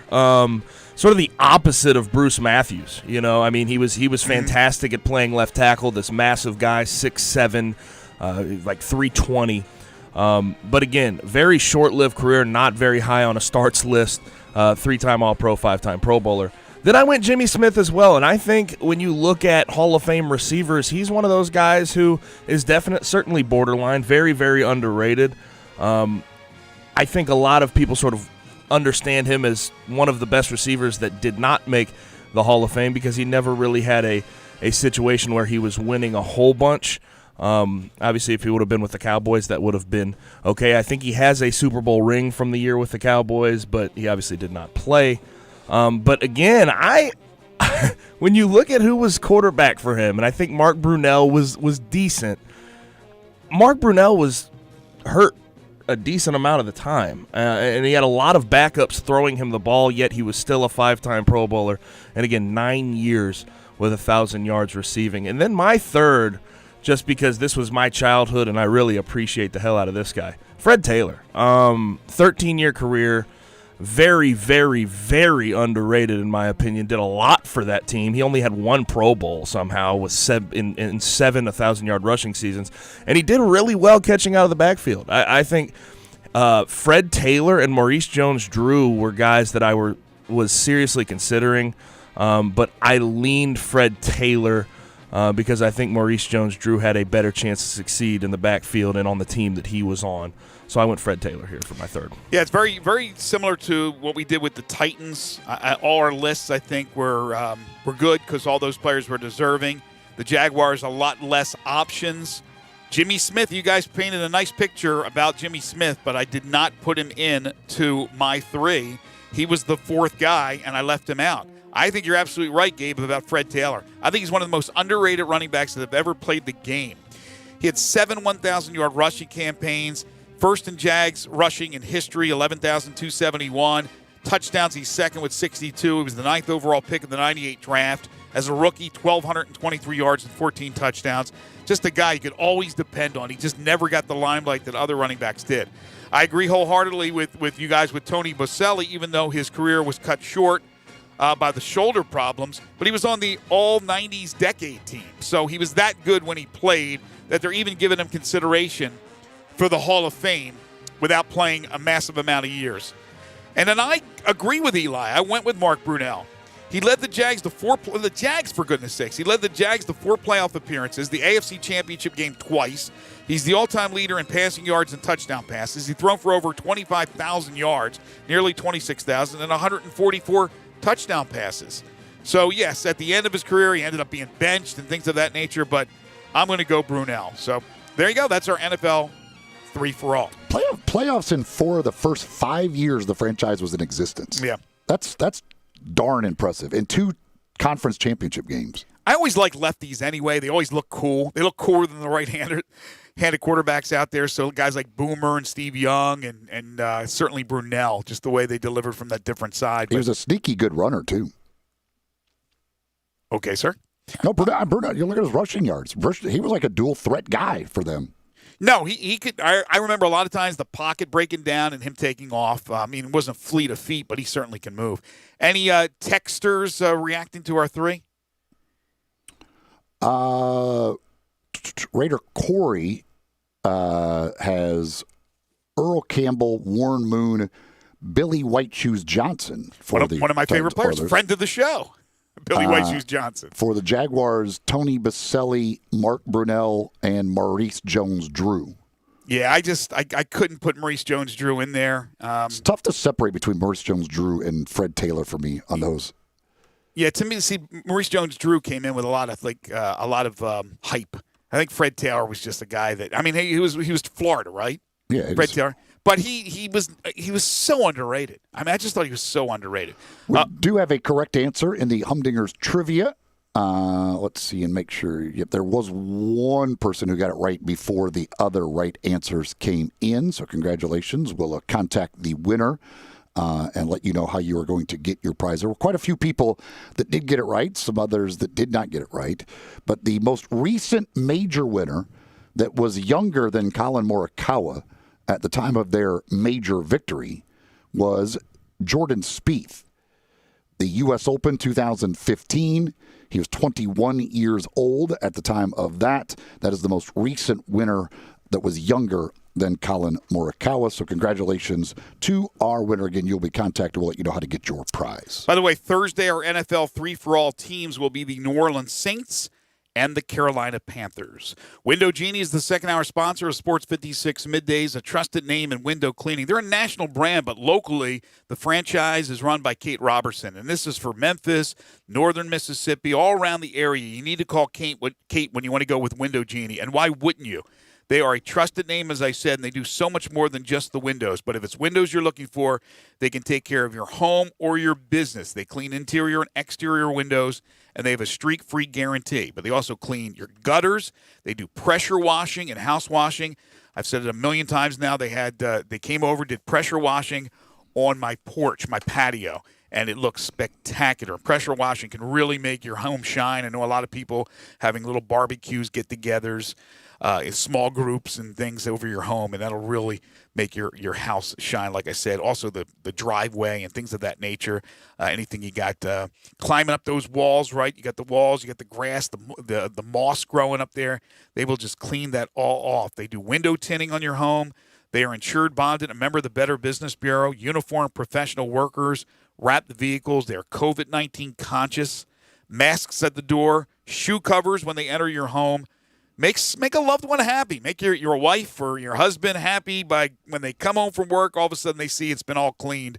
You can call them 7 days a week to schedule an appointment or get a free estimate. So call Kate at 901-424-4100. Tell her you heard it here on Sports 56 Middays. Ask for the Sports 56 Middays discount. You're going to get 15% off window cleaning or pressure washing or house washing, 15% off. Let the power of the Genie work for you. WindowGenie.com is the website. Or call Kate at 901-424-4100. Again, tell her you heard it here on Sports 56 Middays. When we come back, we got 2.5 questions on the docket. This is Middays on Real Sports Talk, Sports 56, 96.1 and 87.7. Broadcasting from the Family Leisure Studio, we are Sports 56, 96.1 and 87.7.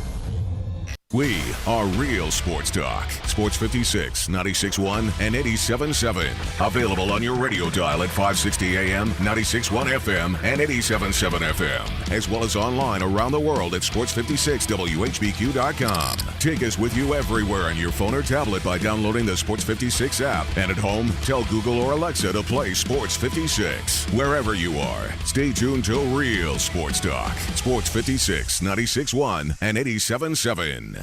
When I was 22, I got involved with the Russian Mafia. Here's how it happened. Stand-up comedy's #1 party animal, the Machine, Bert Kreischer, returns to Memphis for his Hot Summer Nights Drive-In Comedy Tour. This Wednesday at the Melco Summer Drive-In. A safe and socially distanced experience. Get ready to laugh your ass off. Final tickets at BertBertBert.com. Tonight, you party with us. This Wednesday at the Melco Summer Drive-In. Final tickets at BertBertBert.com. Great news, sports fans. The Butcher Shop Steakhouse is now open for dine-in service. Make a reservation and enjoy a mouth-watering steak dinner. Or, if you prefer, take it curbside.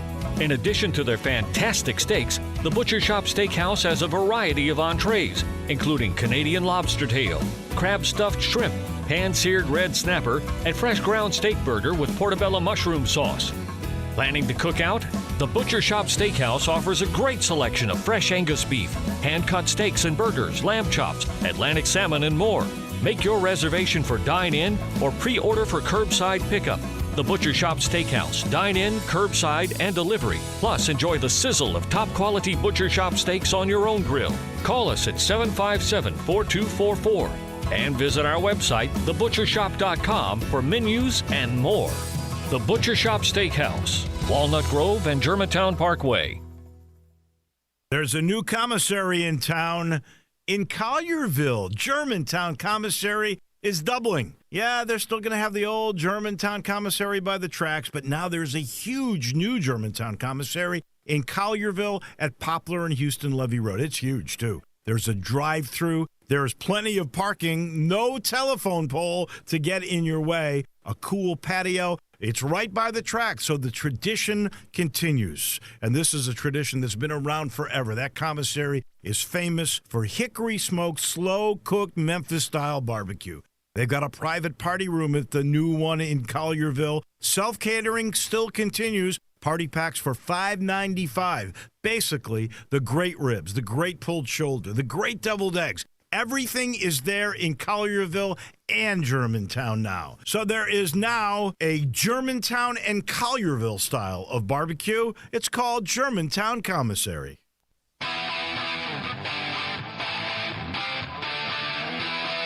Now, back to Sports 56 Middays delivered by FedEx. This hour is brought to you by the Window Genie. Here once again are Greg Gaston and Eli Savoy.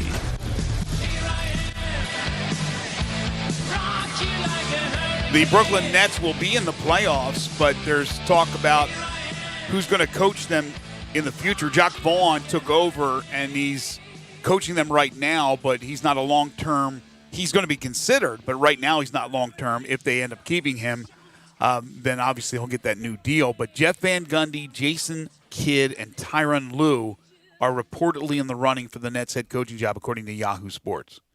I'm stunned that those guys would be in consideration for a coaching job in the NBA. Jeff Van Gundy's name is Mark Jackson by chance a candidate? That's the one. That's the one that's missing. I mean, goodness gracious! Every time with Van Gundy, Van Gundy needs to come out and say, "I'm not interested." Now, maybe when's the last time Jeff Van Gundy was a head coach? How many years? The last time been? the Knicks were good. Let's see. He was the last head coach. Had to be like early 2007. Gosh, I was going to say 2004. It was the last time he was the head coach of the NBA. Do you remember what the record? I assume he only coached the Knicks, right? It's been his only job. No, that was with the Rockets. Oh, gosh, I don't even remember him with the Rockets. Anyway, I thought he was a good coach, but his name has come up every year for multiple jobs, and it doesn't seem like he's interested. You know, last time he had a team win a playoff series. Knicks, 98? 2000. Jeez. I mean, in the year 2000.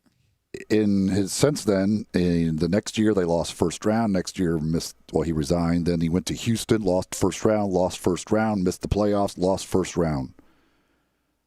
I mean, he just and yet 20 years later, he's still a candidate for every head coaching. Why? What? Based on Jeff Van Gundy's track record, what? And not to mention that his style that he coached is in no way the way they played the NBA basketball today. It won't work in NBA basketball. Yeah, but can he adapt? Can he change? I mean, he calls the games all the time, so he knows what the NBA is all about now. He's a smart guy. I certainly would consider him. What has he done as a head coach? He went to one finals. Yeah, but that's probably enough to make people years think ago. He's still a very capable coach. 22 years ago, he went to the NBA Finals. Great. Congratulations. That we were talking about the heart deal with players with COVID-19, and I'm not sure who this is. Somebody who covers Arkansas State, Arkansas Little Rock, somebody in the Arkansas media, and it was retweeted by Chris Vanini. That's why I saw this, but they said, I asked, this is George Stoa. I asked Arkansas State coach Blake Anderson how the Red Wolves will spend their day off tomorrow. He said every player will receive an EKG to make sure they have no cardiac concerns. Wow. From the NBA, no Daniel House, no Eric Gordon, no James Harden tonight for the Rockets, as they would play the Spurs. The Spurs are playing without Patty Mills and possibly without Derek White, so that one could be ugly. They take a EKG before the season for their entrance physical too. Yes, but now it's so now they're going to do an extra one. Yes. Okay. Because that's the word of the day is the heart deal, which again, viral infections, whether it come from coronavirus or just the regular flu or whatever the case may be, it's something that's possible. So it's not just foreign to COVID-19 itself. Interesting. That's a hell of a day off. Go get an EKG. Enjoy your day off. Get an EKG. Right. I don't know. Time out for 2.5 questions. Who, what, where, when, how, and why? Questions start with these. Step right up and answer all my questions, if you please. I'm just a normal kid, like you, except that I ask questions. And because I'm brave enough to ask questions, I come under scrutiny. Asking all them questions. Why you asking all them questions? Now here is a question for you. What does the fox say? By the way, are you still getting the robocalls? Oh yeah. Oh, so the thing that the person told you to try is not working. No, it blocks them. I don't even know that I really get them. I mean, I get notification that there was one that got blocked. Okay. It blocks all of them. I guess they're getting fewer. I don't know. I don't have any really went back and checked to see if how many I've been getting each day. I guess they're getting fewer, but I just don't even know that I get them. It just blocks them automatically, and I move along with my day. Gotcha. Question number 1. Of these guys with one current major win, I'll give you a name. Tell me whether they will win one more, no more, or multiple more majors. Okay. Colin Morikawa. Multiple. Dustin Johnson. Multiple. Justin Thomas. Multiple. Gary Woodland.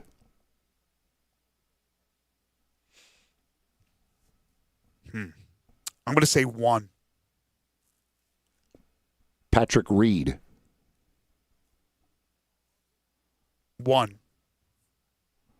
Justin Rose.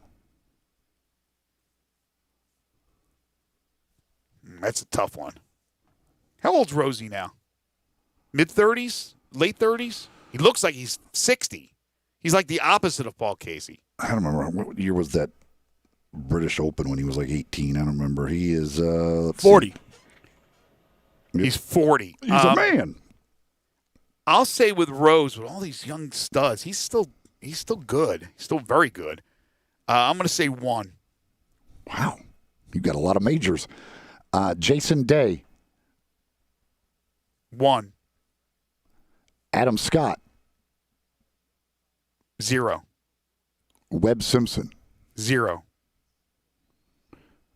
Wow. So you have 1, 2, 3, 4, 5, 6, 7 guys winning at least one more major there in that group. Well, you've given me a lot of names of a lot of great players. Most of them are fairly young. They got a long way to go in their careers, unless something tragic happens. I would be surprised if Rose or Reed wins another one. And Woodland. Yeah, Woodland, I could see him getting hot for 4 rounds at a major one time, whether it be maybe a U.S. Open, PGA Championship type thing. Reed's sneaky good. He's kind of under the radar. He just has to put it all together for 4 rounds. Obviously, he did it at the Masters the one time. I don't know. All right. Question number 2. Outside of the 2 top teams, the 2 number 1 seeds, Milwaukee and the Lakers, your 3 most dangerous NBA teams. Toronto, Clippers.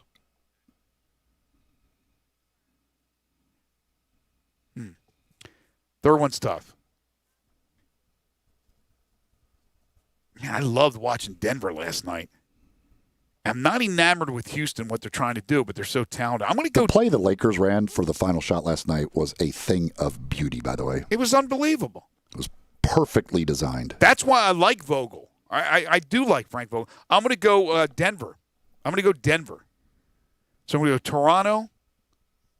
Over Boston. Yeah, I'm going to go Toronto, Clippers, Denver. And then, if you stretched it out, I would go Boston as my next one. Obviously, Philadelphia is in trouble with the injuries, and I'm not enamored with what Houston's doing. I don't like the Thunder. I don't like the Jazz. The Mavericks. They still have a chance to get out of that 7th spot and may not have to play the Clippers to open up. The Mavericks are pretty interesting with Doncic and Porzingis. They're a fun team to watch. All right. Question number 3. The Grizzlies have had 1 Rookie of the Year. We'll have 2 after this year. They've had a 6th Man of the Year. They've had a Defensive Player of the Year. And they've had a Coach of the Year. Will the Grizzlies ever have an MVP? No. No chance? No chance. Ja's pretty good. Ja's really good, but I mean, you watch John, you go, wow, man, what he's able to do. And then you go watch a couple of the other guys that are just the top-level first-team All-NBA guys, and you go, ugh. Yeah, but Ja's 21. I know. Those guys will be gone when he's getting into his prime.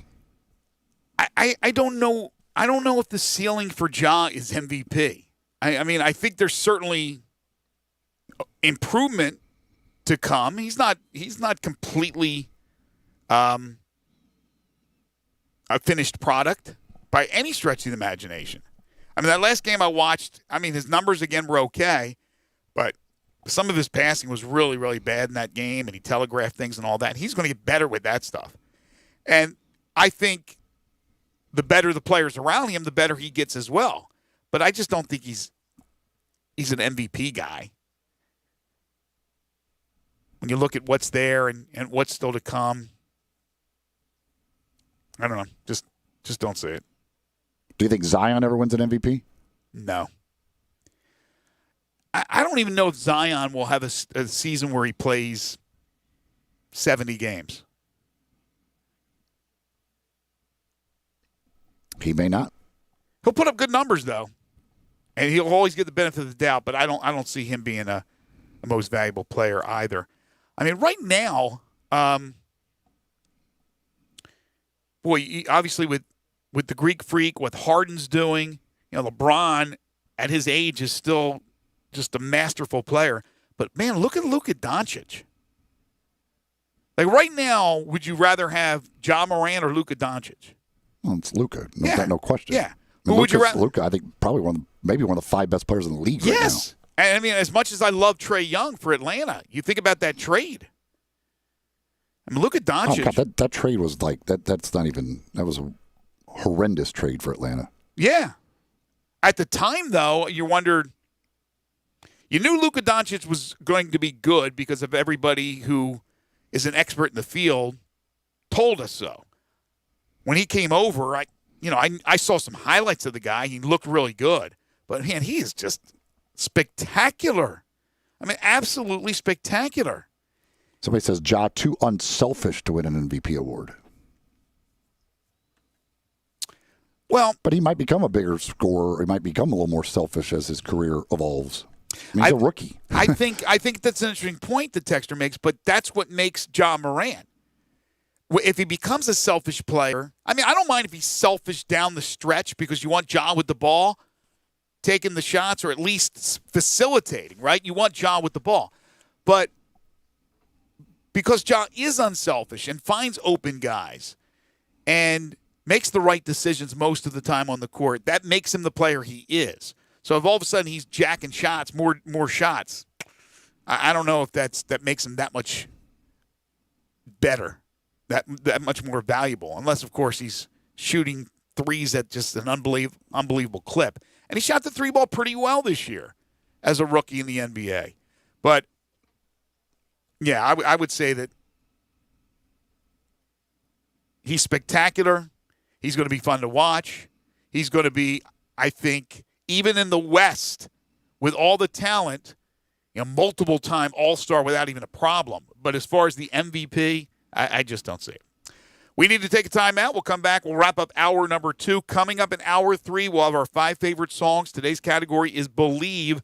So if you haven't sent in your list of 5, please do so via the First Bank text line at 67129.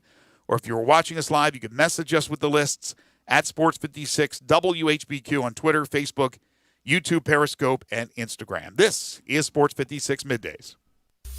Check out Dave Woloshin and Brett Norsworthy with Sports Time on Sports 56. Weekdays from 3 to 6 on Sports 56, 96.1 FM and 87.7 FM. At Jason's Deli, you can stuff yourself full of great deli food that's healthy, fresh, and best of all, it's not expensive.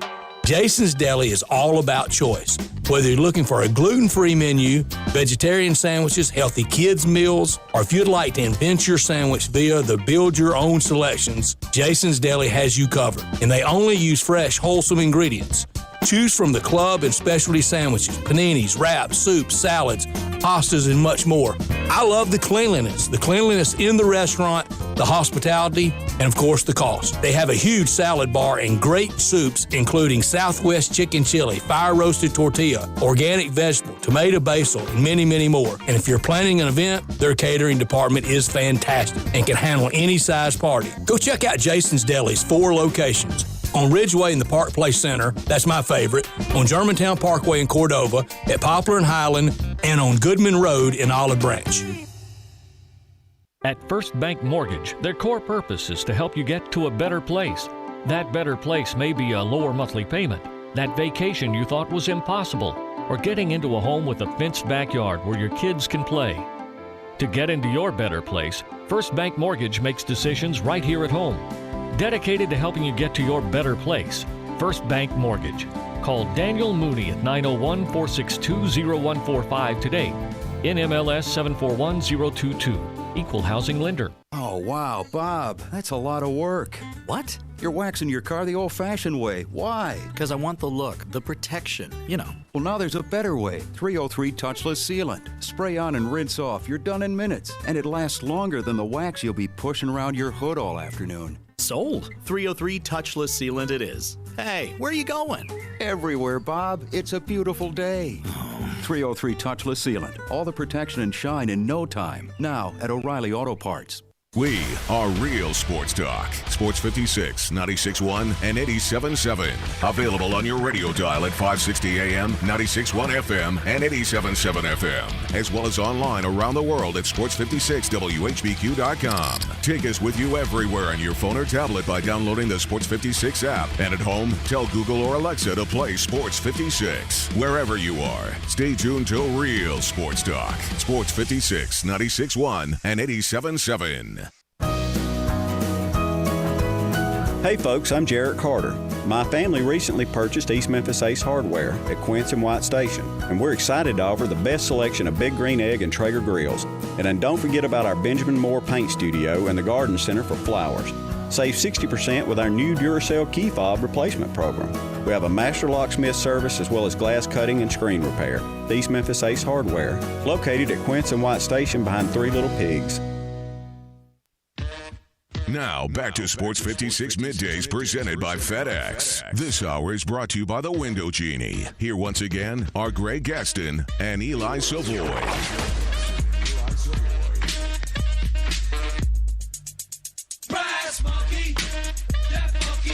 Historical night in football 20 years ago today. You know what it was? Let's see. 20 years ago What's the today. date? August 11th of 2000. No idea. Shane Falco showed up at halftime and led the Washington Sentinels to the playoffs with a game-winning touchdown pass as time expired. Do you remember the character? Shane Falco? Do you know the actor who played Shane Falco? That's is that The Replacements? Well, who's the actor? I don't even know the movie. You'll know. Come on, you got to know this one. Keanu Reeves? There we go. Yeah, very nice. Was that The Replacements? Yeah, I believe that's not The Replacements. Yes, that's The Replacements. Keanu Reeves, Shane Falco, 20 years ago today.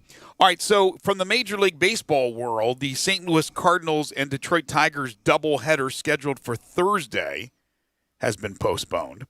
The Cardinals have not played since July 29th. I have to believe that Thursday the Cardinals are going to – it has to set some sort of record. The Cardinals have 3 games postponed this Thursday. Like it's 2 teams. That's got to set some sort of record, right? I think so. I don't think that's possible. I don't think you could have 3 games against 2 teams postponed on the same day. But that's what the Cardinals have right now for Thursday. And as you said yesterday, they have 55 games if they're going to play 60, which is impossible. They would have to play 55 in 40 days. 44 days now. 44 days. If they get back on the field Friday, they would have 44 days to play 55 games. But, good luck. But yeah, they were originally supposed to play the White Sox Thursday. they had moved that because that was the Field of Dreams game. So that's postponed. Was postponed till the next day. So they inserted the doubleheader against the Tigers onto Thursday. And now they've postponed it. So they have 3 games postponed all this Thursday against 2 different teams. And we don't know if they're going to be able to play the Friday games or the weekend series against the White Sox in Chicago. So I don't I don't know when the next time they're going to play is. I'm telling you, I'm starting to think they may just be shut down and they may not be a part of the season. I hope the pitchers have been throwing somewhat to stay. Well, that's the problem. Engaged. When you do bring them back, I mean, you're asking these guys to come. They're off of 2 weeks of basically. Well, I mean, they haven't been able to do much because you're quarantined. Like that. That's a whole. Like a lot of this, they've been quarantined. They can't do anything. Right. If they were in a bubble, they could quarantine and still go out there and throw the ball. Here, they'd have to do it basically wherever they're quarantined at. They don't have it's not a team hotel. They're back at their homes, right? Well, they were in Milwaukee until last Thursday, and then they went back to St. Louis, and that's when they had the issues because somebody on the flight was there was COVID. Somebody on the flight had COVID, so they spread it again. So now they've been in St. Louis quarantined. So it's it's going to be very difficult, and especially when you're talking about the number of games they're going to need to play here to try if they're going to try and make some of these up and double headers and who knows what they're going to do. By the way, there's already this season. Somebody tweeted this earlier, and I can't remember who it was, but we're 18 games into the season or 18 days into the season, I think it is.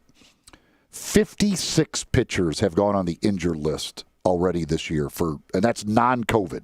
Wow. 56 pitchers. And some big names, too. Bumgarner just went on. Kershaw, I don't know if Kershaw's been on the injured list, but he missed his first start. No, Kershaw started the year on the injured list. Yeah, okay. They scratched it, put him on the injured list. Strasburg. I mean, big names have done it. It is obvious that the shortened little preparation here has not been good on pitchers' arms. 56 guys already have been on the injured list this year. Well, of the COVID concerns, and I think you may have brought this up a couple of weeks ago, Jeff Passan has a story out that they are seriously considering for the postseason a bubble. Maybe 2 bubbles like the NHL has done and have done effectively for postseason baseball. I think you have to try and do something because you just can't have what the Cardinals are going through now happen in the middle of the postseason and just shut it down for a while. You get to the league championship series and one of the teams has an outbreak, or the World Series, a team has an outbreak. What are you doing? I think you got to try and figure out some way to try and protect yourself from this. One other baseball note, Oakland A's outfielder Ramon Laureano said that Alex Cintron, the hitting coach for the Astros, said something derogatory about his mother, and that's why he flipped out and went after him. That's off limits, my friends. You're getting personal. You're talking family members, and then you bring up mom. Alex Cintron, to me, he should be done for the year. I also think, and we can talk about it later. What Mike Clevenger did is ridiculous, and I don't see how Major League Baseball doesn't do something to him. You mean the guy left the bubble? I mean, left the team and went off on his own to. He did go off on his own. He went off with Zach Plesac, who then was quarantined and sent home because of it. And Mike Clevenger, who went out with him, didn't say anything and flew back with the team. Oh, wow.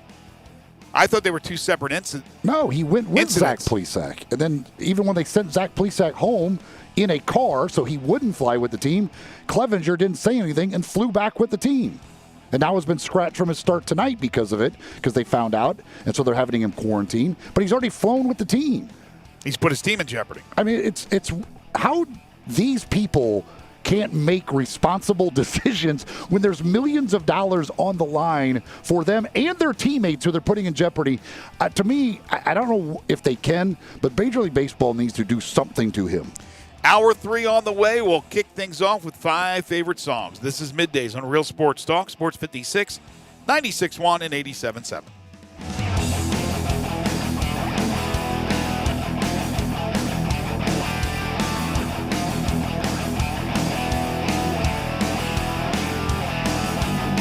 Looking for a high-efficiency planting solution? The Case IH 2150 Early Riser Planter combines the industry's most accurate planter technologies with a rugged row unit for a fast and uniform emergence. The Case IH 2150 Early Riser operates at your speed and adapts to unique field conditions so that you can maximize your yield potential.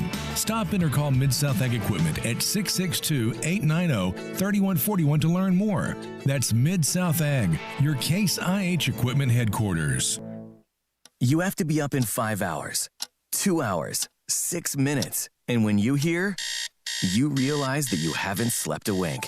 That's why there's ZzzQuil Pure Z's, a drug-free blend of botanicals with an optimal dose of melatonin, so you can fall asleep naturally with no next-day grogginess. It's available in both liquid and gummies, tastes great, and is non-habit forming. Pick up ZzzQuil Pure Z's from the sleep experts at Vicks ZzzQuil. ZzzQuil Pure Z's, naturally superior sleep. Available at retailers near you. Football is back, and so is HBO's Hard Knocks, the award-winning series that gives fans an all-access look at what it takes to make it in the National Football League. This season, for the first time ever, Hard Knocks will follow two teams, the Los Angeles Chargers and the Los Angeles Rams, as they make their way through training camp and prepare for the most unprecedented season in football history. Hard Knocks Los Angeles premieres Tuesday, August 11th at 10 p.m. on HBO and stream it on HBO Max. Be sure to listen to the official Hard Knocks podcast hosted by Peter Schrager every week, available wherever you get podcasts.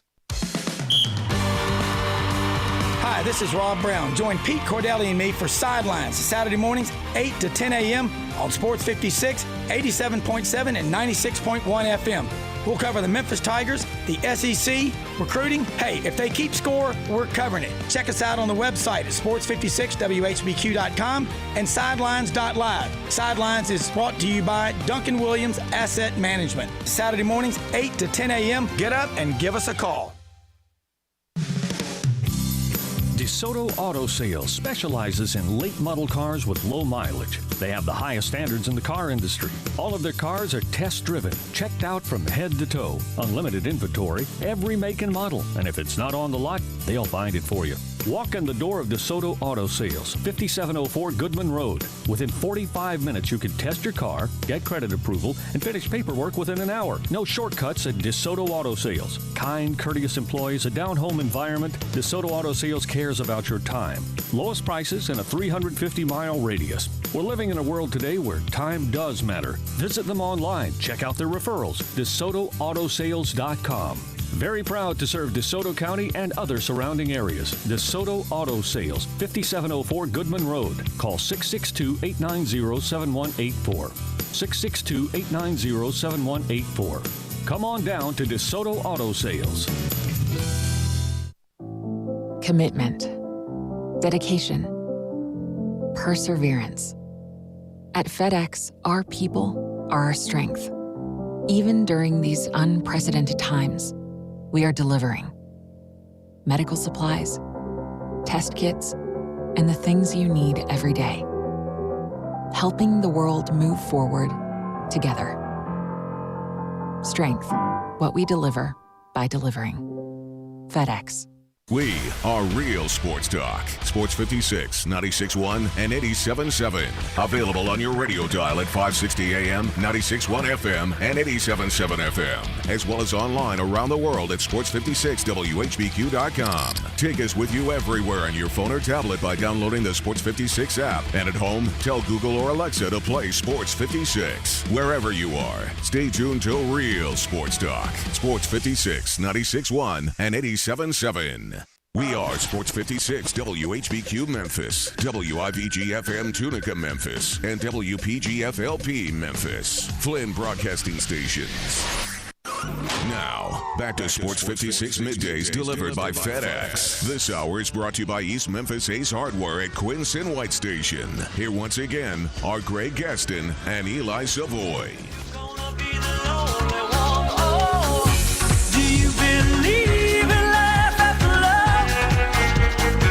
Welcome back, everybody. 12:04 is the time. Just a little taste of our 5 favorite songs today with the category, the topic being Believe. Little share to kick off hour number 3. Greg Gaston, Eli Savoy, Gabe Kuhn. We're in the Family Leisure Studios where family and fun come together. Family Leisure, 2120 Whitten Road, just north of I-40. Sports 56 Middays delivered each and every day by our title and presenting sponsor. That's FedEx. No matter what stage you're at in your business, there's room to grow online. Learn more at fedex.com/e-commerce. And the third hour of the program is brought to you by East Memphis Ace Hardware at 5143 Quince Road. Convenience, service, knowledge, and price. They have everything from a state-of-the-art key center to Benjamin Moore paints and the experts to help you choose the right paints. Weber and Traeger grills, the Big Green Egg. You can order online and get free shipping at acehardware.com. Call them at 901-683-8688. Any questions you have, they're open Monday through Saturday, 8 to 7, Sunday, 10 to 4. Again, 5143 Quince Road, right next door to Billy Hardwick's All-Star Lanes. It's East Memphis Ace Hardware. It is time now for our 5 favorite songs. Five favorite songs. Today it is Believe. Do you believe, ladies and gentlemen? As Al Michaels once said, do you believe in miracles? Yes. Today, Believe is the title, or the topic rather, of our 5 favorite songs segment. If you haven't texted in your list, what are you waiting for? Hit us up via the First Bank text line at 67129. If you're watching us live, you can message us at Sports56WHBQ on Twitter, Facebook, YouTube, Periscope, and Instagram, and include your 5 favorite songs. All right, Mr. Kuhn, let's begin with you. Believe, the topic today. I'm leading off. Okay, let's Lead off do it hitter. then. All right, yeah. Honorable mention, Believe by Cher, without question. I have to mention it. Definitely was not going to make my top 5. Oh, you made sure you played it, man. But I just definitely mentioned played it, and I had to mention it. Fantastic. Should have put it in your top 5. Why? Is it in your top 5? It is indeed. Oh, okay. I didn't expect that out of you today, Eli. 5, Don't Stop Believing, Journey. Should be on all of our lists, I would assume. It's hard to leave off. I'm looking at Greg's face. Greg's giving me that look like he doesn't have it No, on no, there. no. I'm not giving you any look. Okay, all right. 4, I'm a Believer, The Monkees. 3, We Believe by the Red Hot Chili Peppers. 2, going off the beaten path here, Believe Me, Lil Wayne and Drake. And then number 1.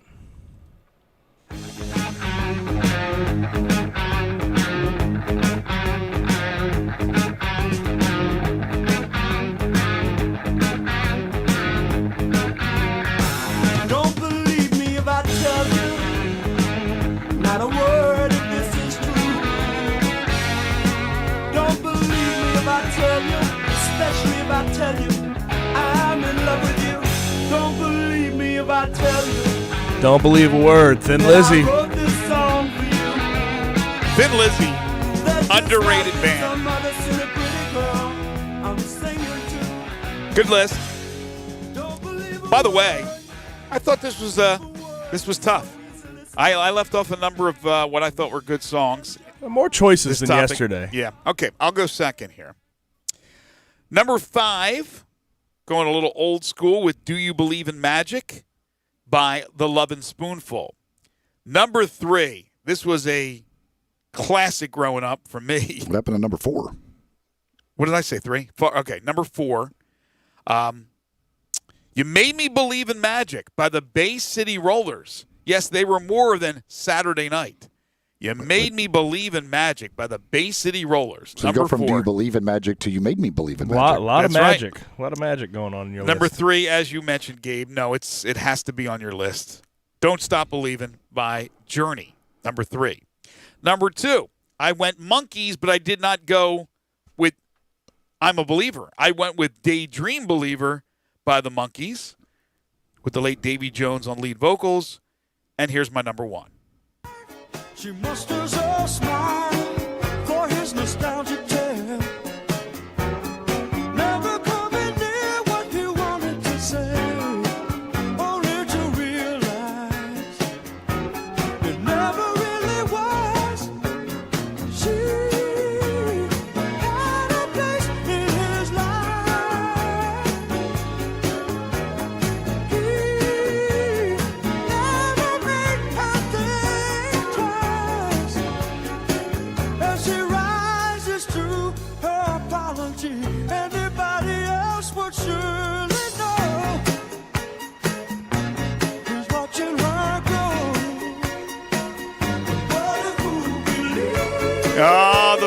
tones of Michael McDonald on lead vocals for the Doobie Brothers in this particular song. What a Fool Believes. Number 1. Forgive me, but all I could think of was Greg hitting those high notes while singing the song. That's all I could think of. Yeah, Michael McDonald, and only Michael McDonald, I believe. You mean all you could think of is Greg missing those high notes? All right. Number 5 for me from the classic television show, Greatest American Hero, Believe It or Not, Joey Scarberry. All right, wait a minute now. I had issues yesterday. I looked that up, and I thought that the song title was just theme song to Greatest American Hero. The song is called Believe It or Not. Are you sure? Everything I saw. Okay. I love that song. Absolutely love that song. Probably would have made my list. Probably would have knocked off Do You Believe in Magic? But, okay. Number 4, I Believe in You, Don Williams. Number 3, Believe by Cher. Number 2, I'm a Believer. The Monkees version is good, but I actually have a soft spot in the heart for the Smash Mouth version because of the scene in Shrek where that is in Shrek, and when Donkey starts singing, "I'm a Believer," one of my favorite scenes in Shrek. So, but either version of "I'm a Believer" is fine for that one. And then at number 1, it's almost too easy.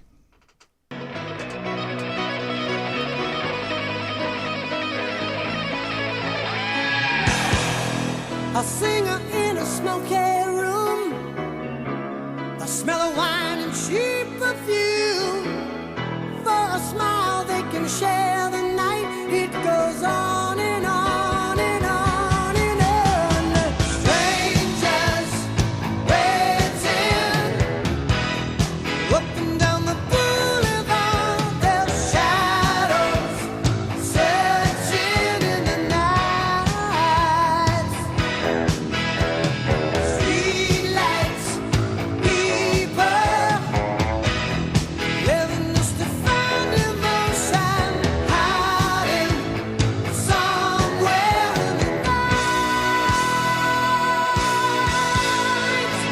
That's you, Eli, hitting that high note in your shower. It's just one of the great sing-along songs. It just makes you feel good about things. When I hear this song now, every time I hear it, I think of the final scene in The Sopranos. I can't listen to this song now and not visualize what was happening in the restaurant with The Sopranos final scene. Spoiler alert. Everything goes black. The song stops. Well, thanks. I guess I'll quit watching. Don't need to watch that anymore. Great tune. It's just good stuff. Just good stuff right there. It's almost too easy to put it at number 1 in this category, but it's the best. How do you not have What a Fool Believes on your list? That is a great song too. I am not a fool to believe. I believe in our topic of believe that I Am a Believer by the Monkees and your version that you put in with Smash Mouth. I believe the song was written by, and somebody will correct me if I'm wrong here, Neil Diamond.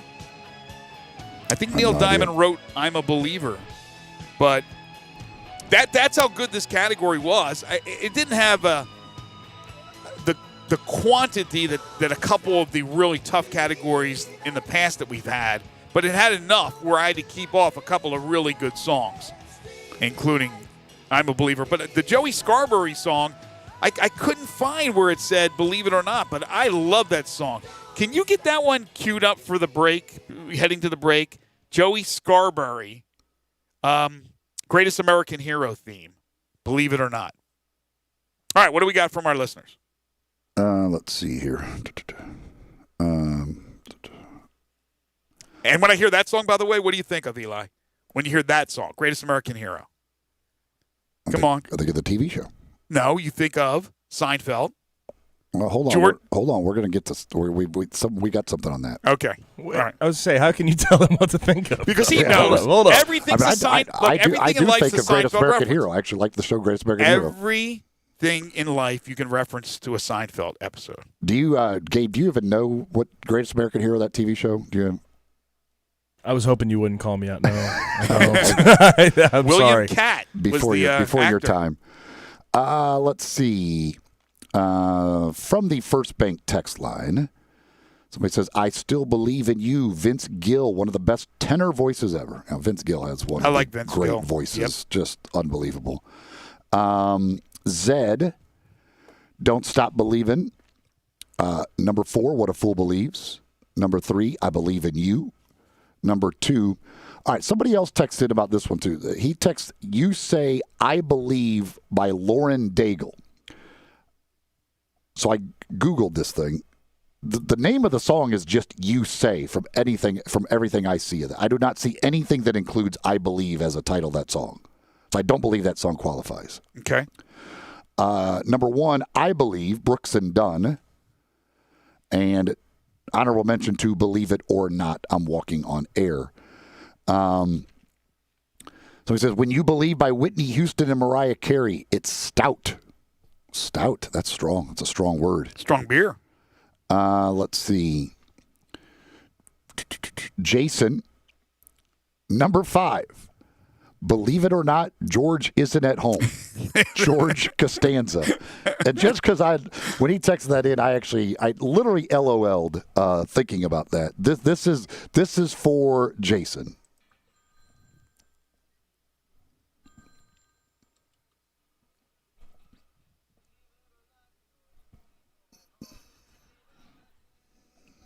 Can't hear it. What's going on? Oh. There we go. Where could I be? Believe it or not, I'm not home. That's what I said. When I hear that song, I think about George on Seinfeld. I had not thought of that or anything until he texted that in. I laughed out loud when I saw his number 5. That's a very strong number 5, Jason. Number 4, Daydream Believer. Number 3, What a Fool Believes. Number 2, Something to Believe In by Poison. Mm-hmm. Consider that one. And number 1, Don't Stop Believing. Let's see. Raider Corey. Number 5, Don't Believe the Hype, Public Enemy. Number 4, Do You Believe in Magic? Number 3, She Believes in Me, Kenny Rogers. Good choice, Corey. Going into the country world, I like it. Good song. Number 2, What a Fool Believes. And number 1, Don't Stop Believing. Downtown Leo. Number 5, Don't Believe a Word, Third Eye Blind. Number 4, Let's All Make Believe by Oasis. Number 3, this one I gave strong, since I had a little TV and movie theme today. Mm-hmm. I Believe I Can Fly, R. Kelly. Yeah, from Space Jam. Yeah, I was just going to bring that one up with R. Kelly. Number 2, Don't Stop Believing. And number 1, Daydream Believer. Let's see.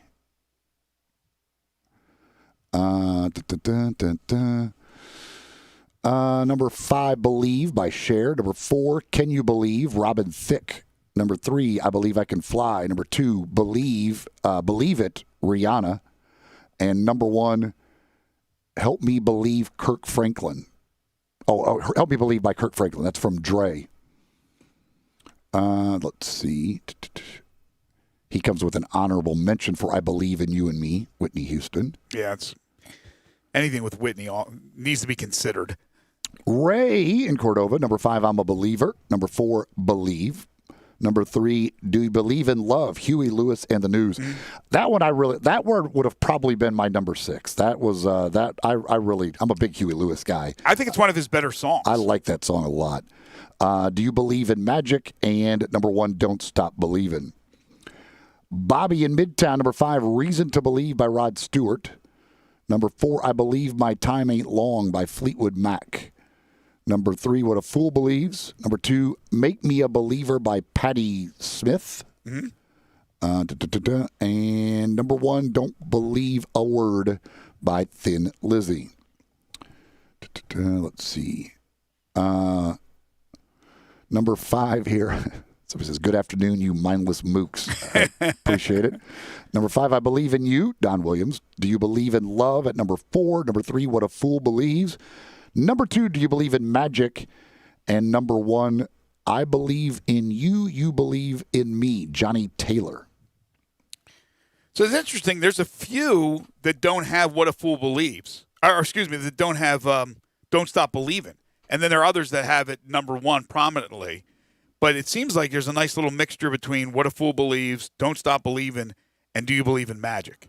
Somebody says Neil Diamond did write I'm a Believer. Let's see here. On Facebook, Carolyn, Daydream Believer. It's only Make Believe by Conway Twitty. Believe Me, Lil Wayne and Drake. Don't Believe the Hype, Public Enemy. And We Don't Believe What's on TV by 21 Pilots. Honorable mention to I'm a Believer. Bobby on Facebook also comes with It's Only Make Believe, Conway Twitty. I'm a Believer. I Believe I Can Fly. Number 2, Believe, Brooks and Dunn. And number 1, I Believe in You by Don Williams. Honorable mention, Make Believe by Lawrence Welk. We need Billy to get his Facebook message in here with our Bing Crosby of the day. Bing certainly has to have something with Believe in it, right? Oh, no question. Somebody comes with Believe by Josh Groban. I believe you're done. Believe that is all the lists that I have here. All right, tomorrow our topic will be the word touch. Touch, T-O-U-C-H, touch for tomorrow. So start thinking about your 5 favorite songs for mañana. Right now, let's listen to the one-hit wonder from Joey Scarberry, the theme to the greatest American hero. Here it is. We'll be right back. I'm up on top of the world. It should have been somebody else.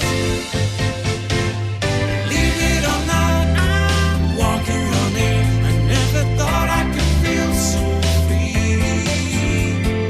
Flying away on a wing and a prayer. Who could it be? Believe it or not, it's just me.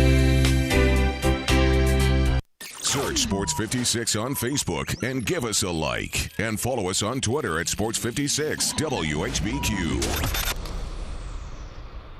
We are real sports talk. Sports 56, 96.1, and 87.7. Available on your radio dial at 560 AM, 96.1 FM, and 87.7 FM. As well as online around the world at sports56whbq.com. Take us with you everywhere on your phone or tablet by downloading the Sports 56 app. And at home, tell Google or Alexa to play Sports 56. Wherever you are, stay tuned to real sports talk. Sports 56, 96.1, and 87.7.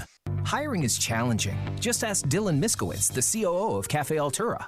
We needed a director of coffee in order to move our products forward. It felt like we were looking for a needle in a haystack. Dylan started using ZipRecruiter and found his perfect candidate in a few days. We were very impressed with how quickly we had quality candidates apply through ZipRecruiter. See why 4 out of 5 employers who post a job on ZipRecruiter get a quality candidate within the first day. Try ZipRecruiter for free at ZipRecruiter.com/search. That's ZipRecruiter.com/search. And now a game of Commercial Chicken, brought to you by Progressive, where we see how long Flo can go without talking about insurance. Ready? Go. Hi!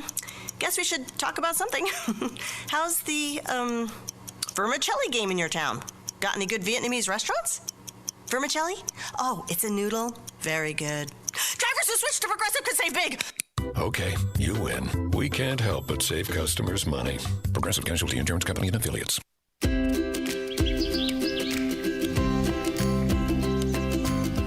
Summertime and the living is easy. No more cutting or paying utilities.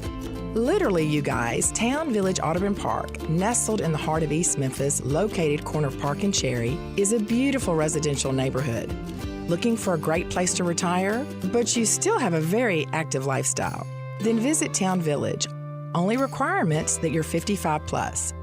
Prices per month starting at $24.50. The Gourmet Chef welcomes you to visit our restaurant and bistro. Package includes 3 complimentary meals per day, maid service, free local transportation, monthly coffee club, theme dinner parties, lots of fun. Visit us and call Daniel or Bo at Town Village Audubon Park at 901-374-7342. There's no place like home. Town Village Audubon Park. Is your wife asking you to stop eating junk food? Well, we have you covered at Humdinger's. It's quick and it's healthy, and most important, it tastes amazing. With many choices from salmon salad to rainbow trout and grilled asparagus. Come visit us for lunch at Humdinger's, 6300 Poplar Avenue. So good, Coach Penny eats with us weekly. Don't forget, Humdinger's offers full-service catering for weddings, social events, or your corporate lunches. You can call 901-260-8292 to find out more. Now, back to Sports 56 Middays presented by FedEx. This hour is brought to you by East Memphis Ace Hardware at Quincy White Station. Here once again are Greg Gaston and Eli Savoy.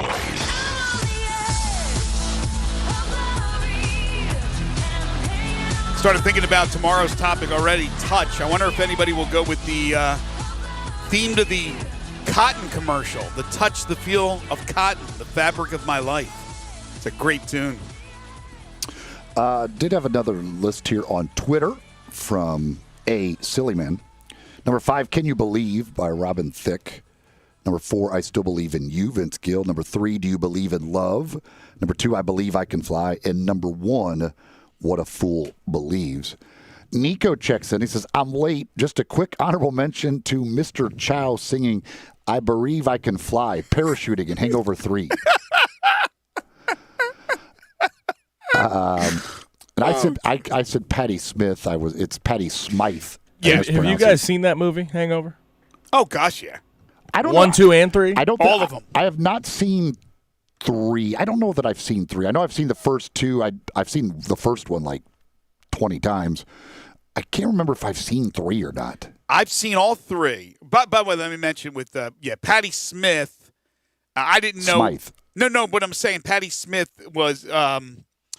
Because the Night, we had that not too long ago, and she was mentioned, the song that Bruce Springsteen wrote, Patti Smith. But Patti Smythe is John McEnroe's wife and the lead singer of Scandal. They did The Warrior and a bunch of other songs. So I didn't know I didn't know the song, so I didn't know if it could have been Smith or Smythe, but it is Smythe. But as far as the hangovers are concerned, I mean, 2 and 3 are okay. 1, I think the original Hangover. Now, There's Animal House, there's Caddyshack, and they're on a mountain by themselves, in my opinion. And then there are other great comedies like Stripes and other things. But from the modern movies, I guess in the last 20 years, last 15 years, whatever, Hangover, the original Hangover, is one of my favorite comedies of all time. That and Step Brothers.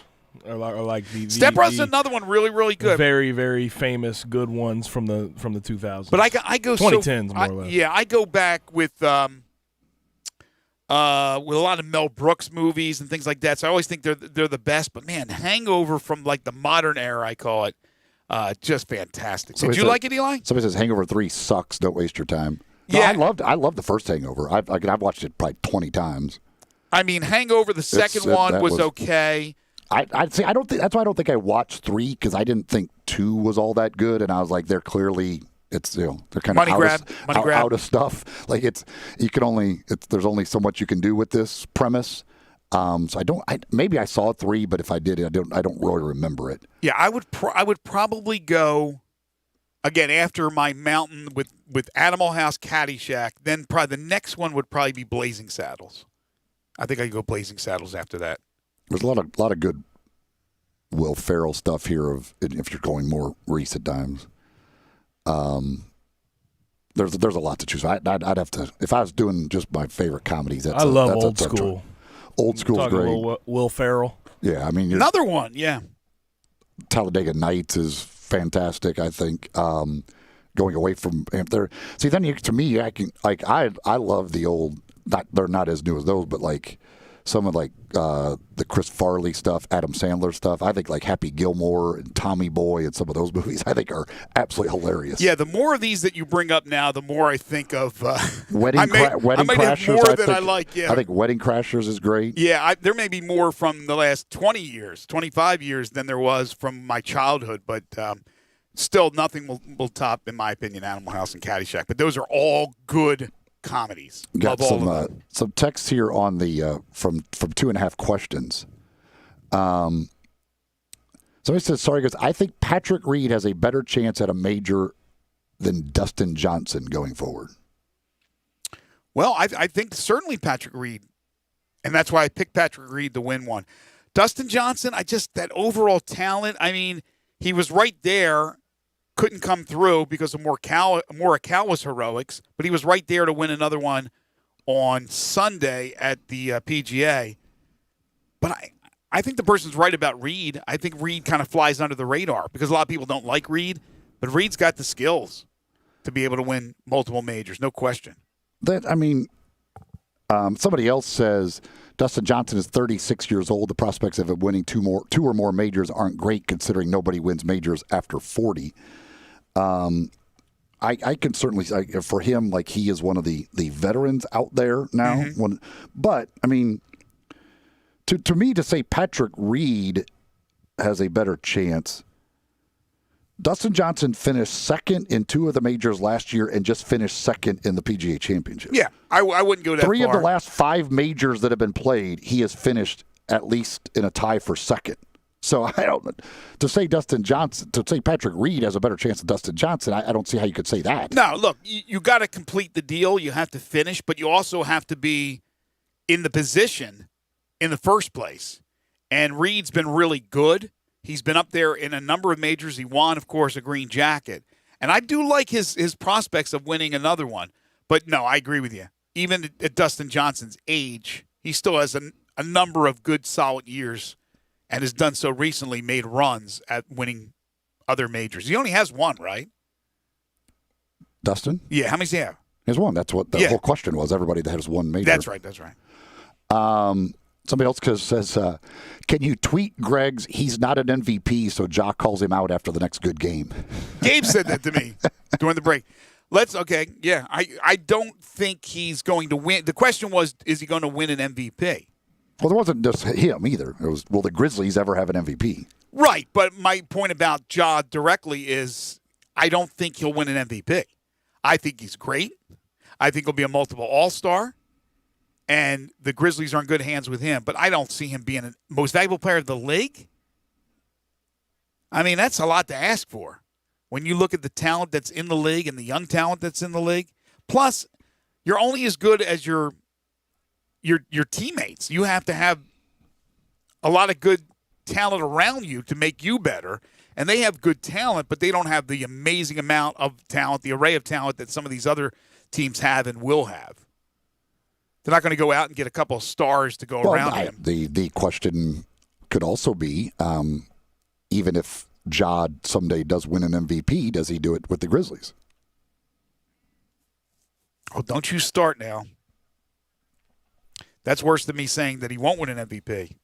Just throwing that in the people's back of their minds that it's a chance he won't be a lifelong Grizzly. Here's the thing about if that's not like something in the back of your mind, then you're not being realistic. But here's the thing too. Let's just say he's going to be around for a while with Jaren Jackson Jr. Knock on wood that Jaren can get healthy for the entire seasons moving ahead because he hasn't been able to do that so far in his young career. Like go a full season without getting hurt. But that's terrific building blocks to build upon, right? Those two guys. And everybody knows it.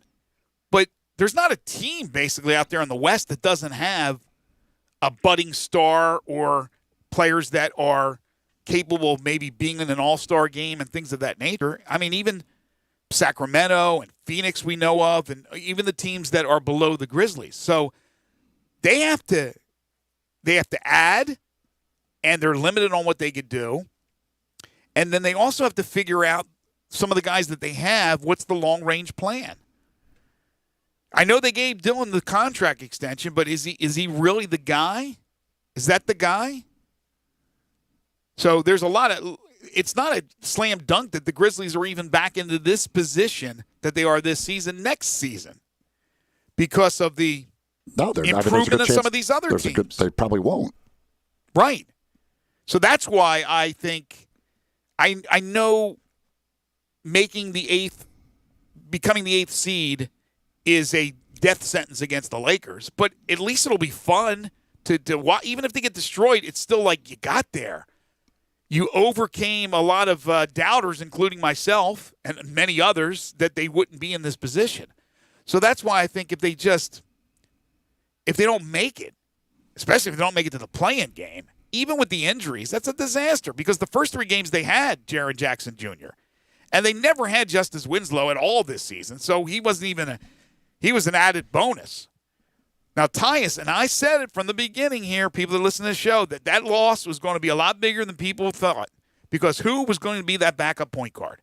Melton proved that he's not a backup point guard. He is a 2, and his shooting is still suspect. He's had better games the last couple of games, though, with his defense and rebounding.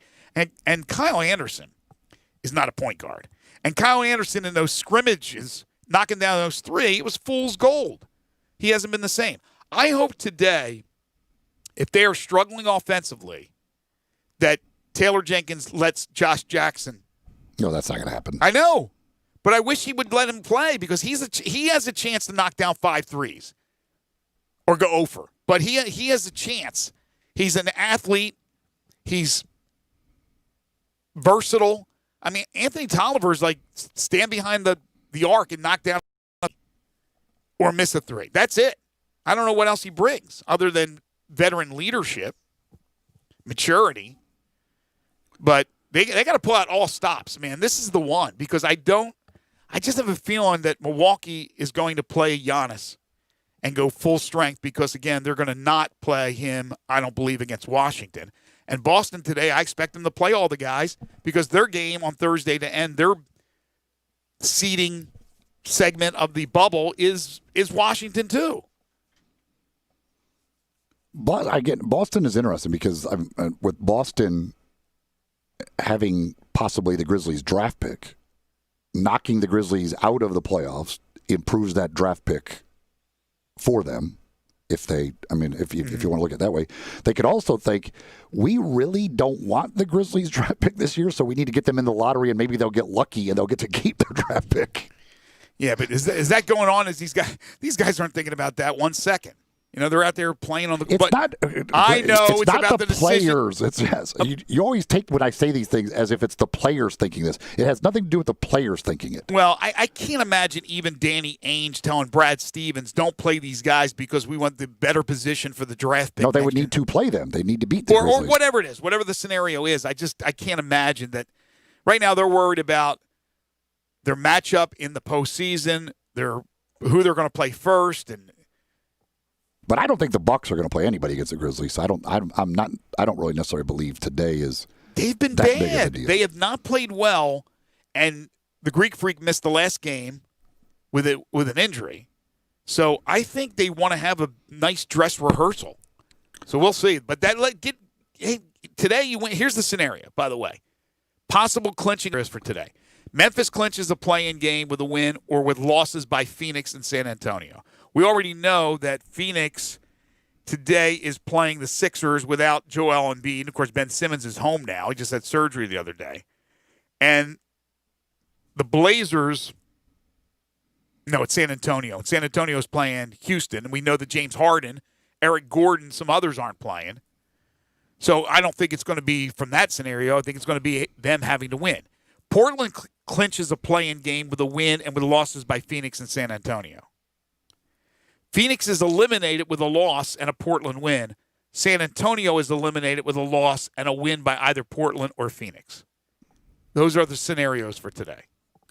The Grizzlies could clinch the 8th seed today, or they could come out of today out of the 8th seed and tied for 9th with a chance of falling all the way out in their final game.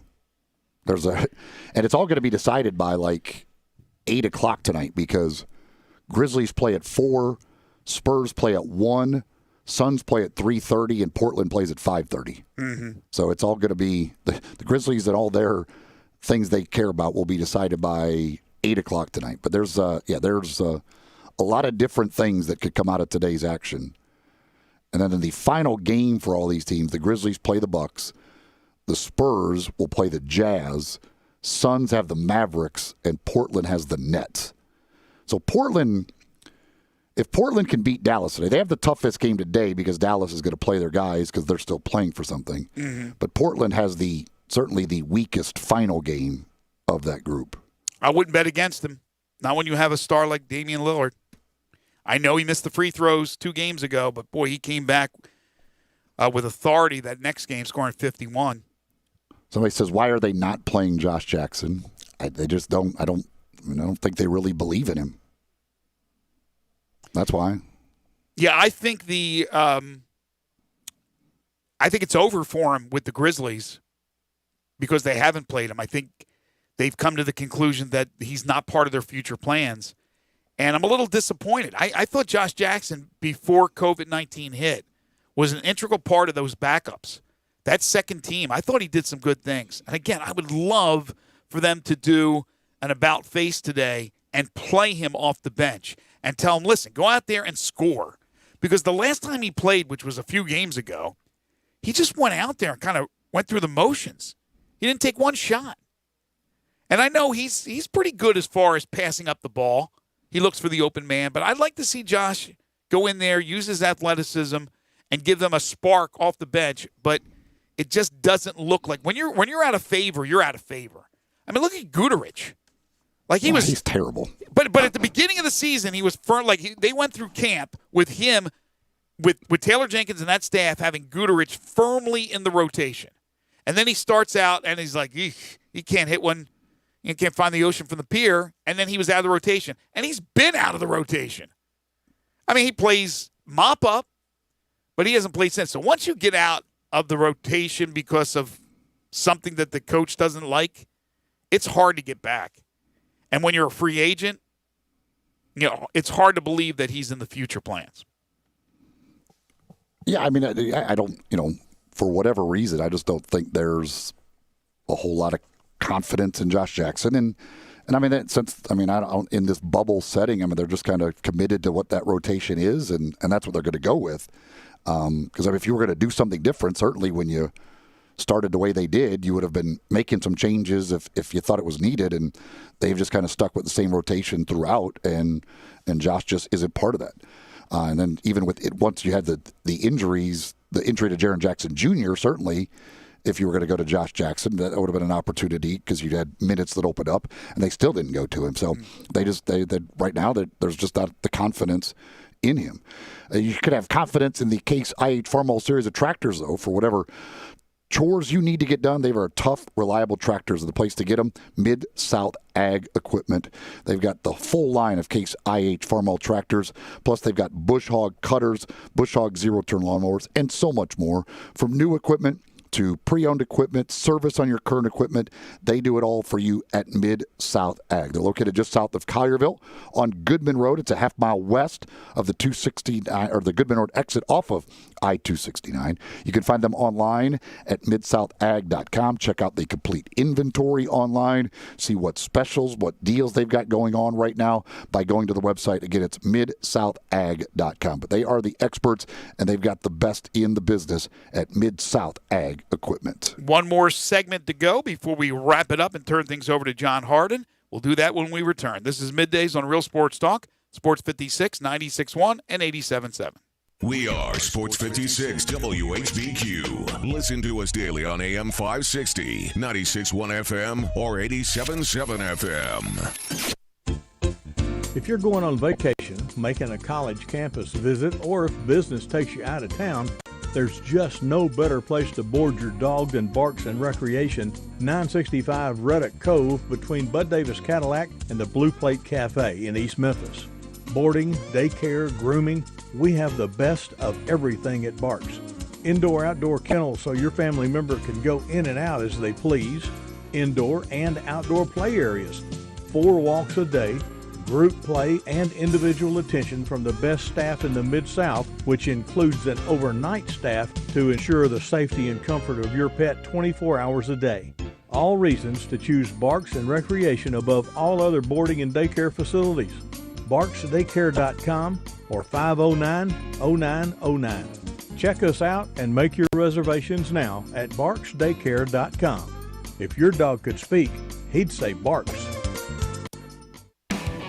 Frontier Western Store is open and ready to serve you for all your needs in boots, apparel, pet food, and more. Frontier is proud to be a local leader here in the Mid-South when it comes to boots. Stop by the store today for an incredible selection of name brand work and dress boots. Come browse aisles and aisles of top quality boots at everyday low prices in our world famous boot showroom. Dan Post, Rocky, Durango, Twisted X, Georgia, Ariat, and many more. There are so many styles, colors, and fits available, you might need a hand picking out your favorites. Luckily, Frontier's knowledgeable sales staff will cheerfully assist you with any questions you have and ensure the proper fit of your new boots. Frontier also has an amazing selection of jeans and shirts by Wrangler, Ariat, and Carhartt, as well as a fully stocked women's boutique department with thousands of tops and dresses at unbelievable prices. New arrivals often. Frontier Western Store, 5880 Gilman Road in Olive Branch, and on the web at frontierwesternstore.com. Family owned and operated since 1967. Bria's Fashion Boutique is the worst. First, they asked me if I needed help finding anything. Just because I'm gorgeous doesn't mean I need help. No matter how hard you work for your small business, online reviewers will find something to complain about. Then they tell me they're having a sale. Oh, so you're assuming I'm poor. Cool. And while Progressive can't save you from these trolls, we can help you save money on commercial, auto, and business insurance. Also, they tried to give me the friends and family discount. I'm not your friend, so... Get a quote online today at progressivecommercial.com. Progressive Casualty Insurance Company, affiliated and third-party insurers. Napa know-how. This month, Napa's got all kinds of motor oil deals that can save you some serious cash. Like a 5-quart jug of Napa full synthetic motor oil for just $16.49. With savings like that, you may start feeling like a VIP. But don't let it go to your head. These oil deals are for everyone. Quality parts, helpful people. That's Napa know-how. Napa know-how. General States pricing. Sales prices not include applicable state, local taxes, or recycling fees. Offer ends 8/31/20. Now, back to Sports 56 Middays presented by FedEx. This hour is brought to you by East Memphis Ace Hardware at Quincy White Station. Here once again are Greg Gaston and Eli Savoy.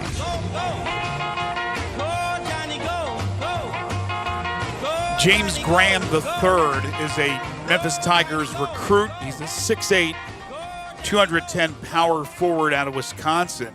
He's a 3-star by Rivals.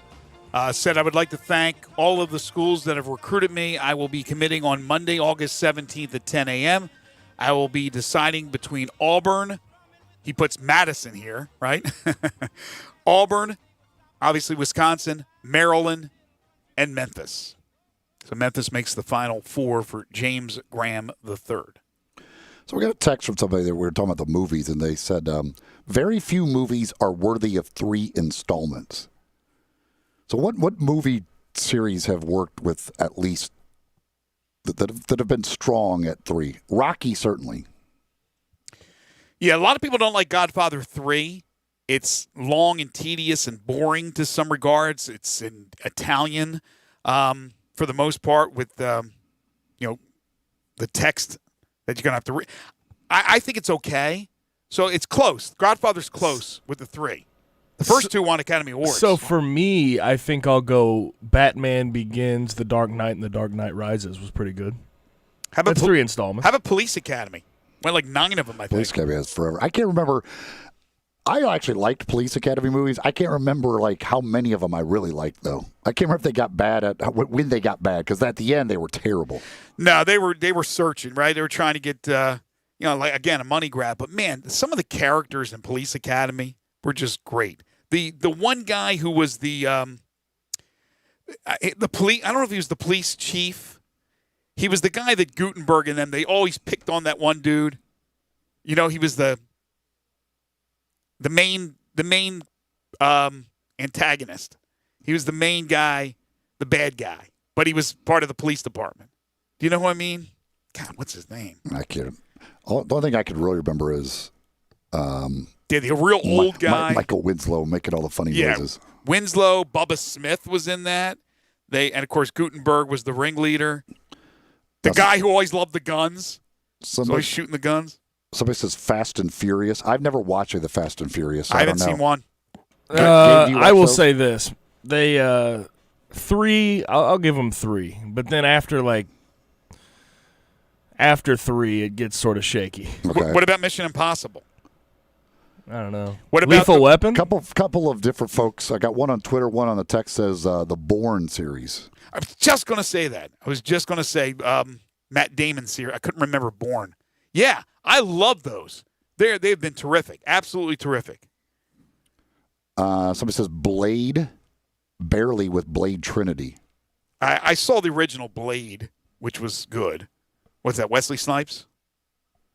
I don't know. Yeah, I think it's Wesley Snipes. Somebody else says Lethal Weapon. I just said that. Yeah. Oh, did you? Okay. Yeah, it was Gabe. No, somebody texted. I'm trying to think of Lethal Weapon 3. Yeah, I don't remember 3. How about 48 Hours did 2, right?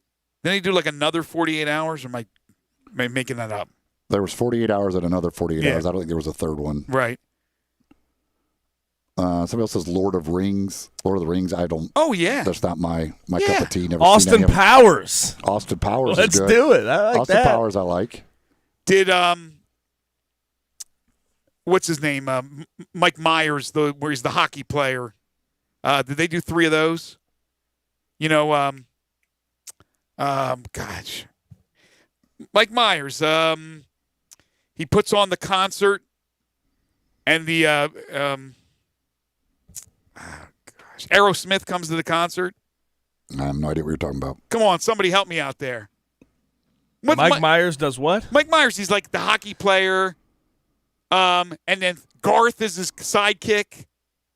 Dana Carvey's his sidekick. What's the name of that? From Saturday Night Live? Wayne's World? Wayne's World. Did they do 3 Wayne's Worlds? Or just 2? Did they do 2 of them? I think they did. Maybe they didn't. I thought they did multiple Wayne's Worlds. Maybe not. Somebody says James Bond movies. And don't watch those. Indiana Jones. Yes. Wait, surely you're not talking about that really crappy movie, the with Mike Myers, The Love Guru? No, Wayne's World. You said hockey, right? Yeah, he's a hockey player, not a professional hockey player. He plays hockey.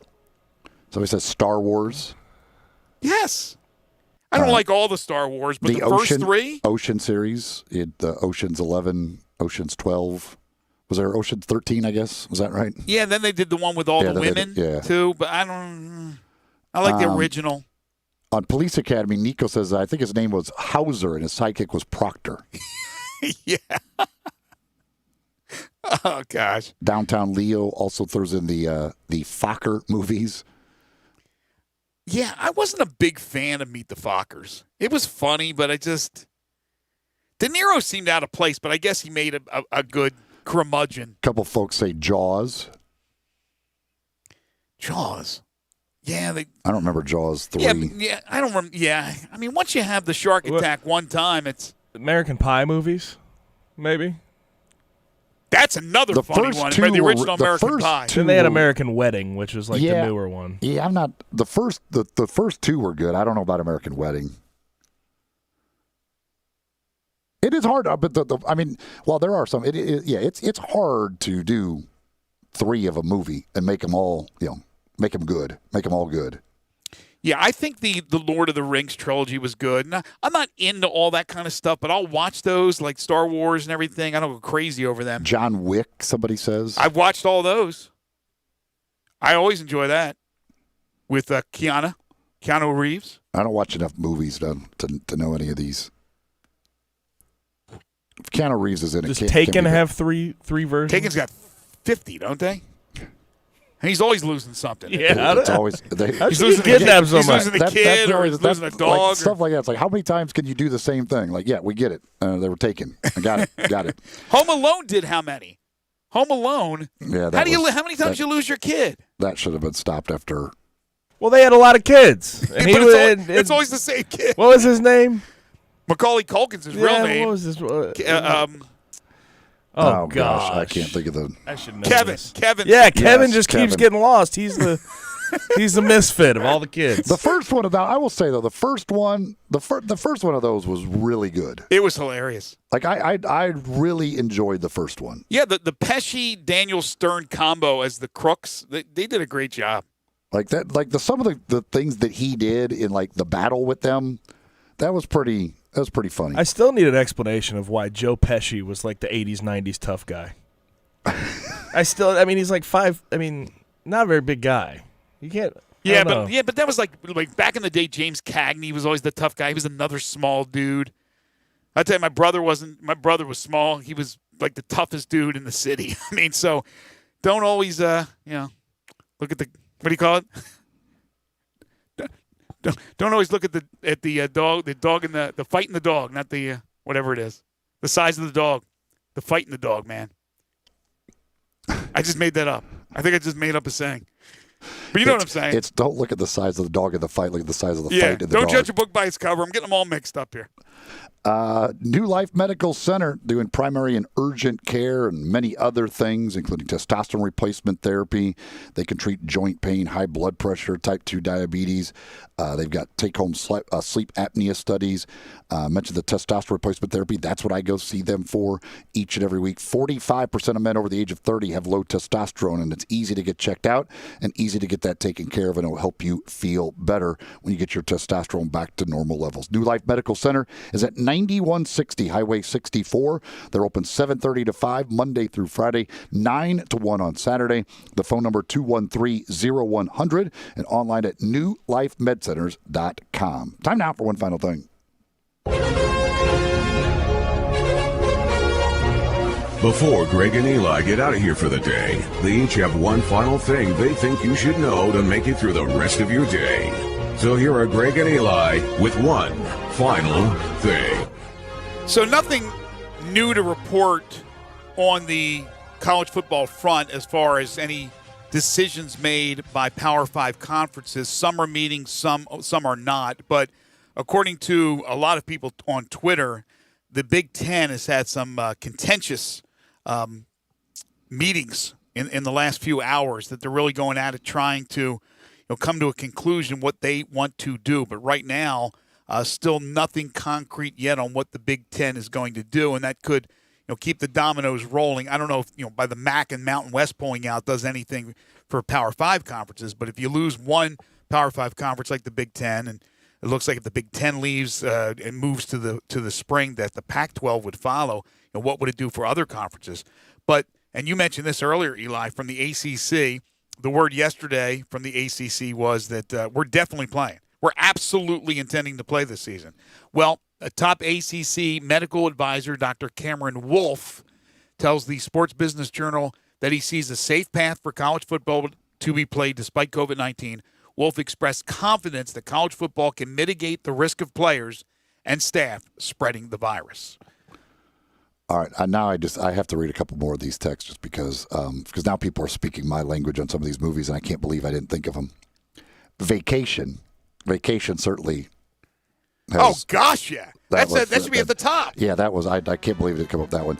And Rambo, the Rambo series, also very good. First Blood Part 2 was my favorite of that. That was awesome. Mm-hmm. When he's hiding in the mud wall, one of the great scenes of all time. And somebody else says Terminator.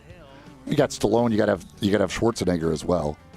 I wasn't a big fan of Terminator, but getting back to Vacation, the great thing about Vacation is even though it was a different Audrey and a different Rusty every single time, and they were so different, right? One was in Vegas, one was in Europe, one was at the amusement park. I think it was incredible, that series. That's a great one with Vacation. You like Vegas, which I don't. Vegas. Oh, Papa Giorgio. Good. It's a good one. Come on. Eli, are you president of the Sylvester Stallone fan club, though? My daddy says I French kiss the best. I love Sylvester Stallone, man. If you don't like Rambo, then you got a problem. Love Rambo. And if you don't like Rocky, you got a problem. Not a big fan of Terminator, though. I love Stallone, not so keen on Schwarzenegger. Over the top? I mean, come on. Who doesn't love Over the Top? Want to thank Connor O'Gara for joining us on the program today. Tomorrow, Texas A&M AD Ross Bjork scheduled to join us. Steve Macy will join us tomorrow from the University of Memphis. We'll have our four-man scramble. We'll make our picks for the Wyndham Championships and some other surprises on the horizon, plus our 5 favorite songs. Once again, the category tomorrow is Touch. Stay tuned. Sports 56 Happy Hour with Johnny Radio is coming up next. For Eli and Gabe, I'm Greg. Have a great rest of your Tuesday, everybody. The whiskey in Lynchburg, Tennessee, just couldn't hit the spot. I got $100